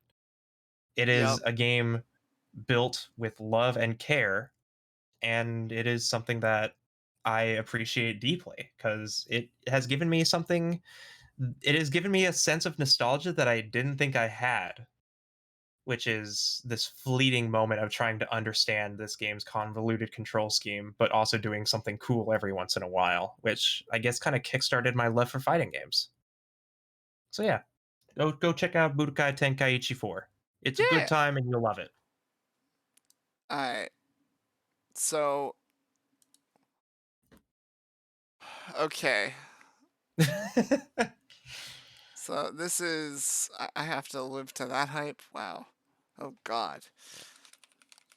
Apparently I have to type this one because it won't copy paste. Okay, that's fine. But I mine believe in you. is character showcase. So Hmm. something about me is that I get really, really involved with like characters in games, and I really, really love character design. I'm a graphic Hmm. designer, but by choice, by nature. I don't know what the fuck the term is at this point. I've By done all the graphics for affiliation. this, which is very, very simple, but I've Hmm. also done all the graphics for my channel. Hmm. In terms of still images, and then anything that's been animated has been helped by Nikki. Uh, but yeah, basically every single thing I've designed has all been like I have a certain criteria, right? Mm-hmm. And I'm very, very specific on character designs and character personalities and whatnot.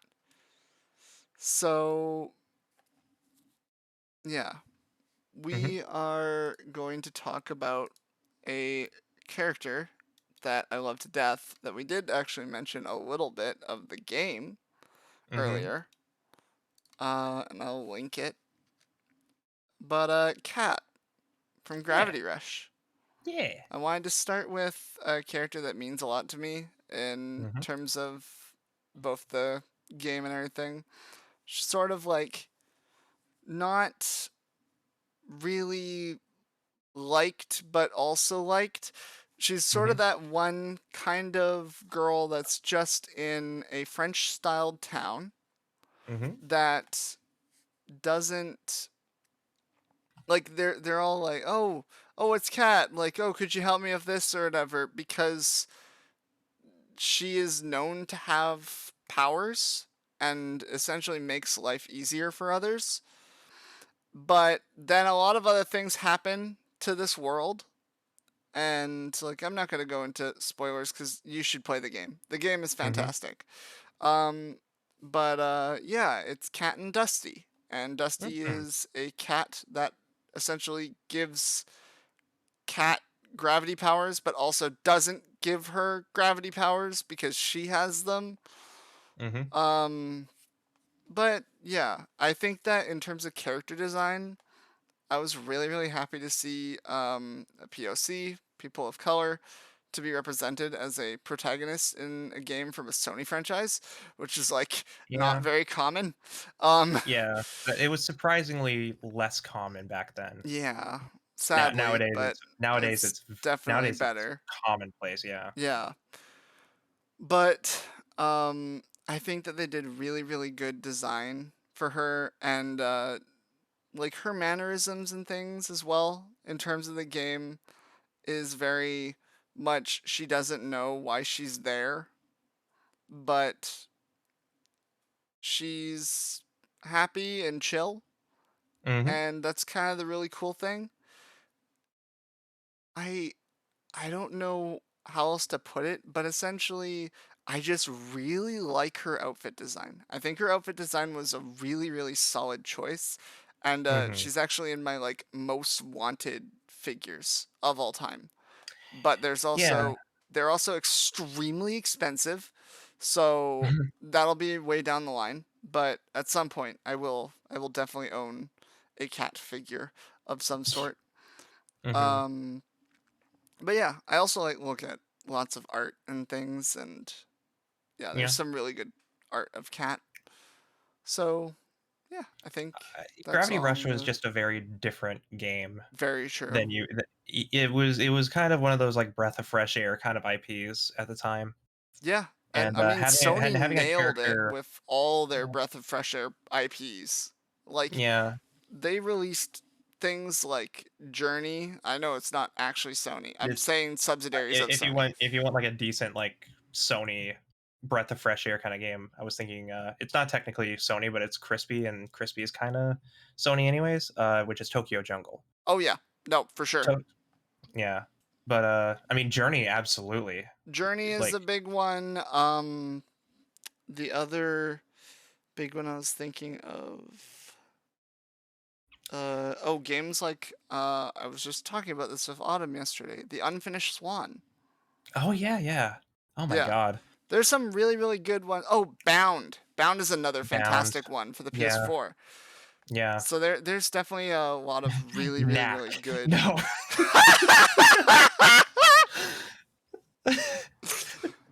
You can't just say the word knack to me. I'm sorry. It's a force of habit to laugh. It's true. Oh This my is god. here. You know what's funnier than Knack? Knack 2. Oh, it's drinking. But yeah.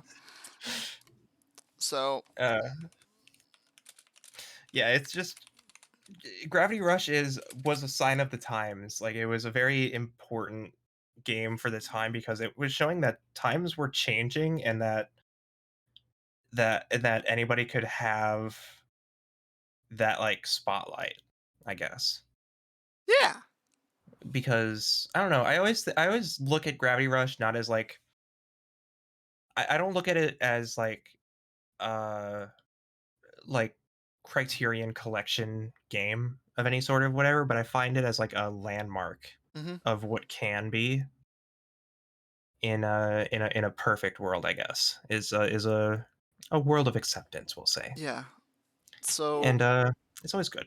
I think we're going to just say what we're up to this upcoming week. Mhm. And we're gonna say like maybe something we're looking forward to and whatnot, where you can find Mhm. us. And this has been the end of like Yeah. first episode of Candroid. I've Yeah. been having Do you think it went lots well? of. I think it went well. I mean, we're both very Ex tangent oriented people in Yeah. terms of talking, so we even Yeah. skipped a topic so we could actually end slightly on time. Uh, Well, we can talk about that real quick. Did you know that the Stanley Parable Ultra Deluxe Edition is out, and you should play it if you haven't played Stanley Parable yet. Oh It's my good. god. Even if you Get have it. played Stanley Parable, Get it. don't worry, don't worry. We will mention a wonderful spoiler for you. Mhm. Um wow, I've never seen something so cool as the parrot minigame in the jungle ending. Yes. They did post a bunch of they did post a bunch of anti-spoilers Yeah, to sort they're of they're dilute the actual fake spoilers. they're fake spoilers. Yeah. And there's a bunch of accessibility options in the game that are super cool. I'm actually pleasantly surprised at how much care and effort went into a game that already had so much care and effort in it. It's great. I'll never buy another Crows game after seeing Stanley's death. How dare. How fucking dare they? Yeah, Crows is cool. They're a Yep. really good development company. Crows But cubed. Crows Cube. All right. So, yeah, what are you up to, Resi? Okay, well, I'm in the process. I'm not going to promise that's happening this week because there's a lot of things going on with it and I have to get a certain chord. But I am in the Mhm. process of getting PS Vita games to be streamed. And I'm Aw, yeah. super hyped for it. It's definitely turned into I'm not going to be able to play backups or whatever. Mhm. Like, to give idea, I've had to hack my Vita and things, and it was relatively painless. It wasn't too bad. Mhm. But there are a few things that are going to be required.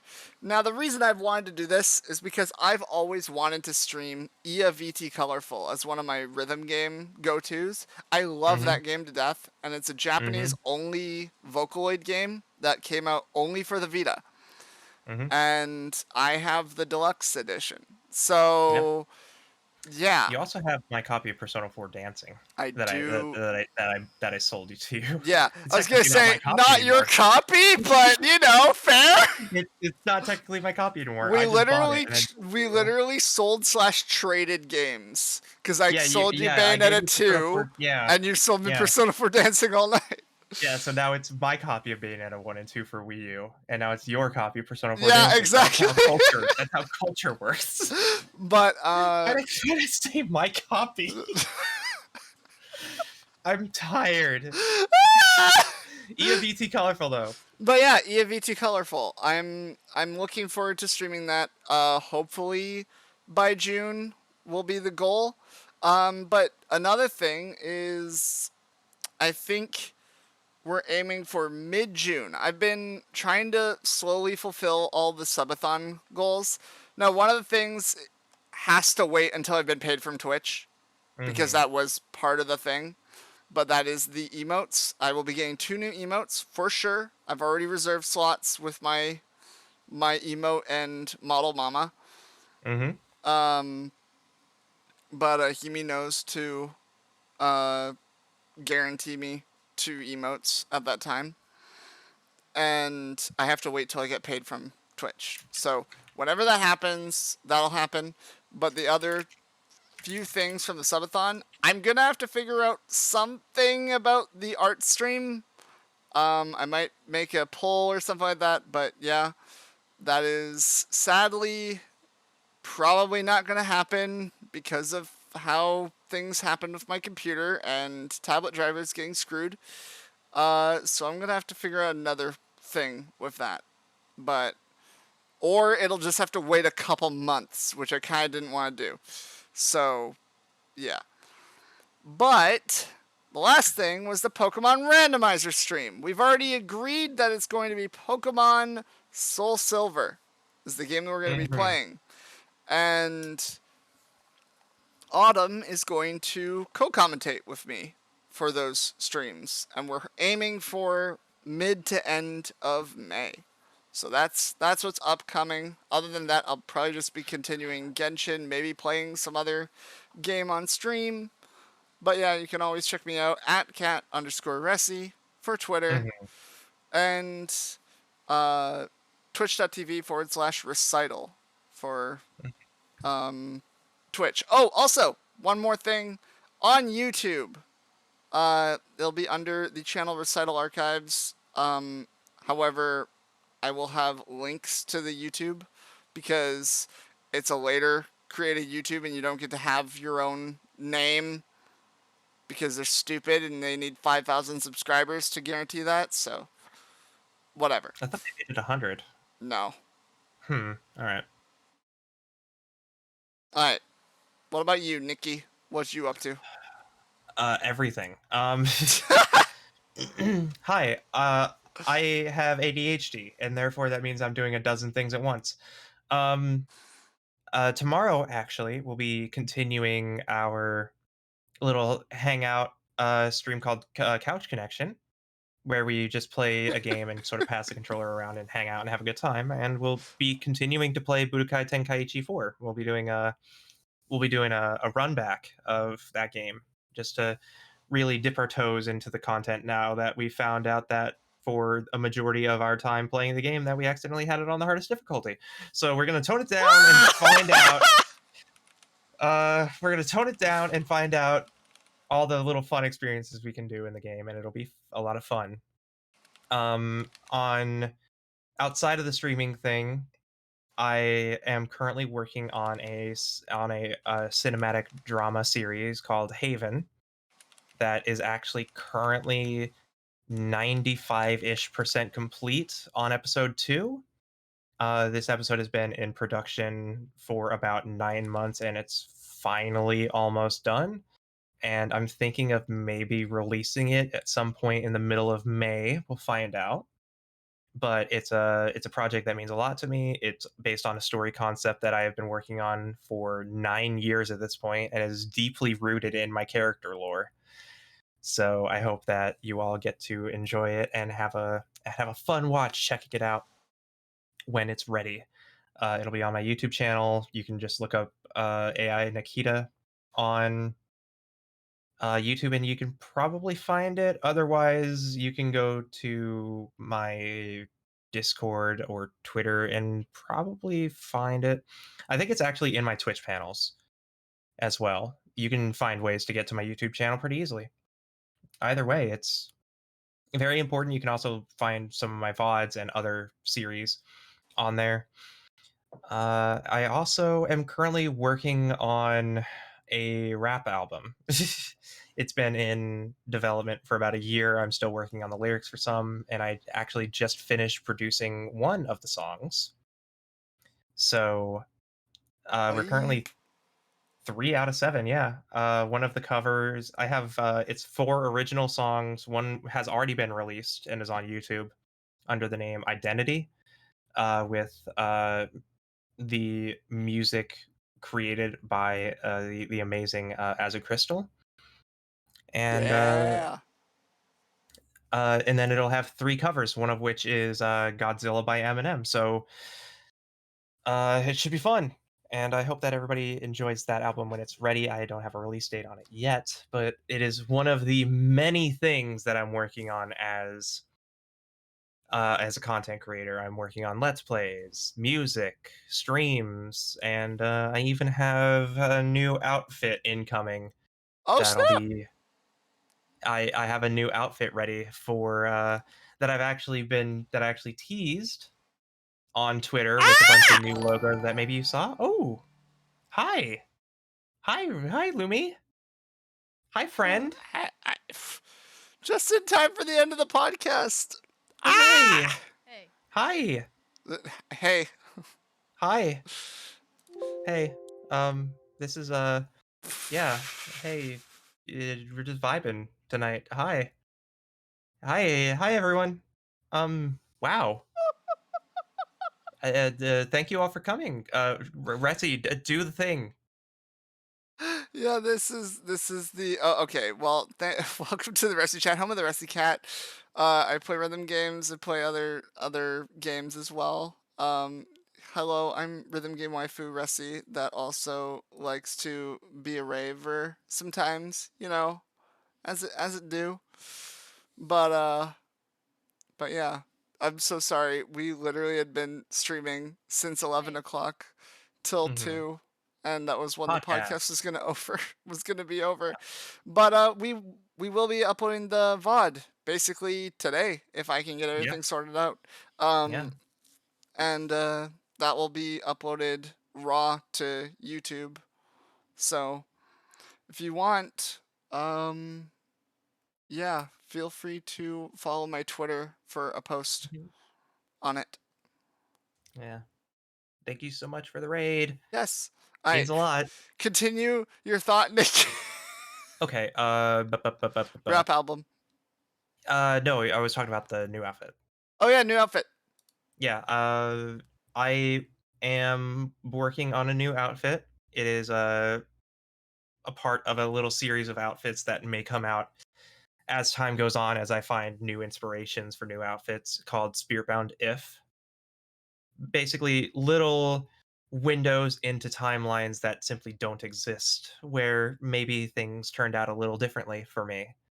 And one of them is a race suit, Oh uh, snap!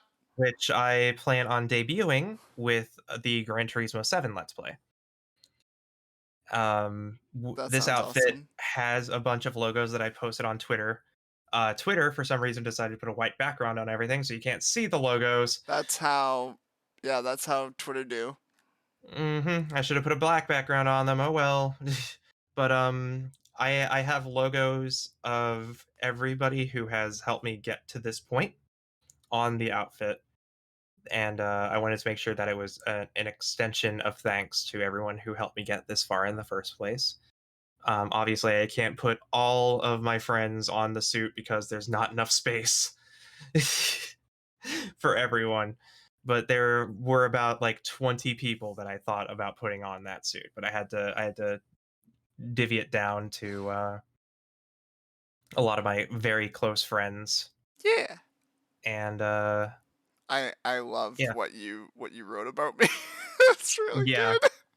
I wanted there to be in universe alternatives to the characters as well. So I wrote them all in different little summaries or whatever. Yeah. And they didn't all have to be unique brands, but I wanted it to be. I wanted it to matter.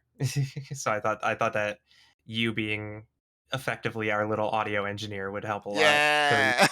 you have a background in DJ and audio Just a quality little. stuff. Yeah, just a little. Just Just a little. just a teensy bit. Maybe next episode we'll get into that story. Yeah. Who knows?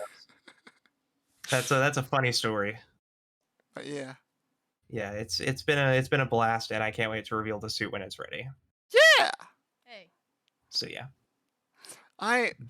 Well, I feel like it would be not fair to just end, and I think we should probably raid somebody Hmm. with it. I already know who, You just do? because they've been really awesome and Mm-hmm. everything. We're gonna raid. I've raided them recently as well, but we're gonna raid Snokichi, Mm. Cyber Leopard Girl, who is really awesome, and I need to find their actual Twitter, Twitch to make sure that I'm doing this right. It do be like that sometimes, doesn't it? Yeah, sometimes it do. I had to centralize a lot of my naming conventions and whatnot. It's been a fascinating experience, though. VTubing is a wonderful thing, full of amazing people. Every single one of you in chat, regardless on if you came in during the raid or if you were here from the start of the stream or came in the middle of the podcast, you are all important. You all matter, and thank you so much for spending your time with us. Yes. It means the world to us. Well, have a great day, everybody. Love you all, and we'll see you next time. Mm-hmm.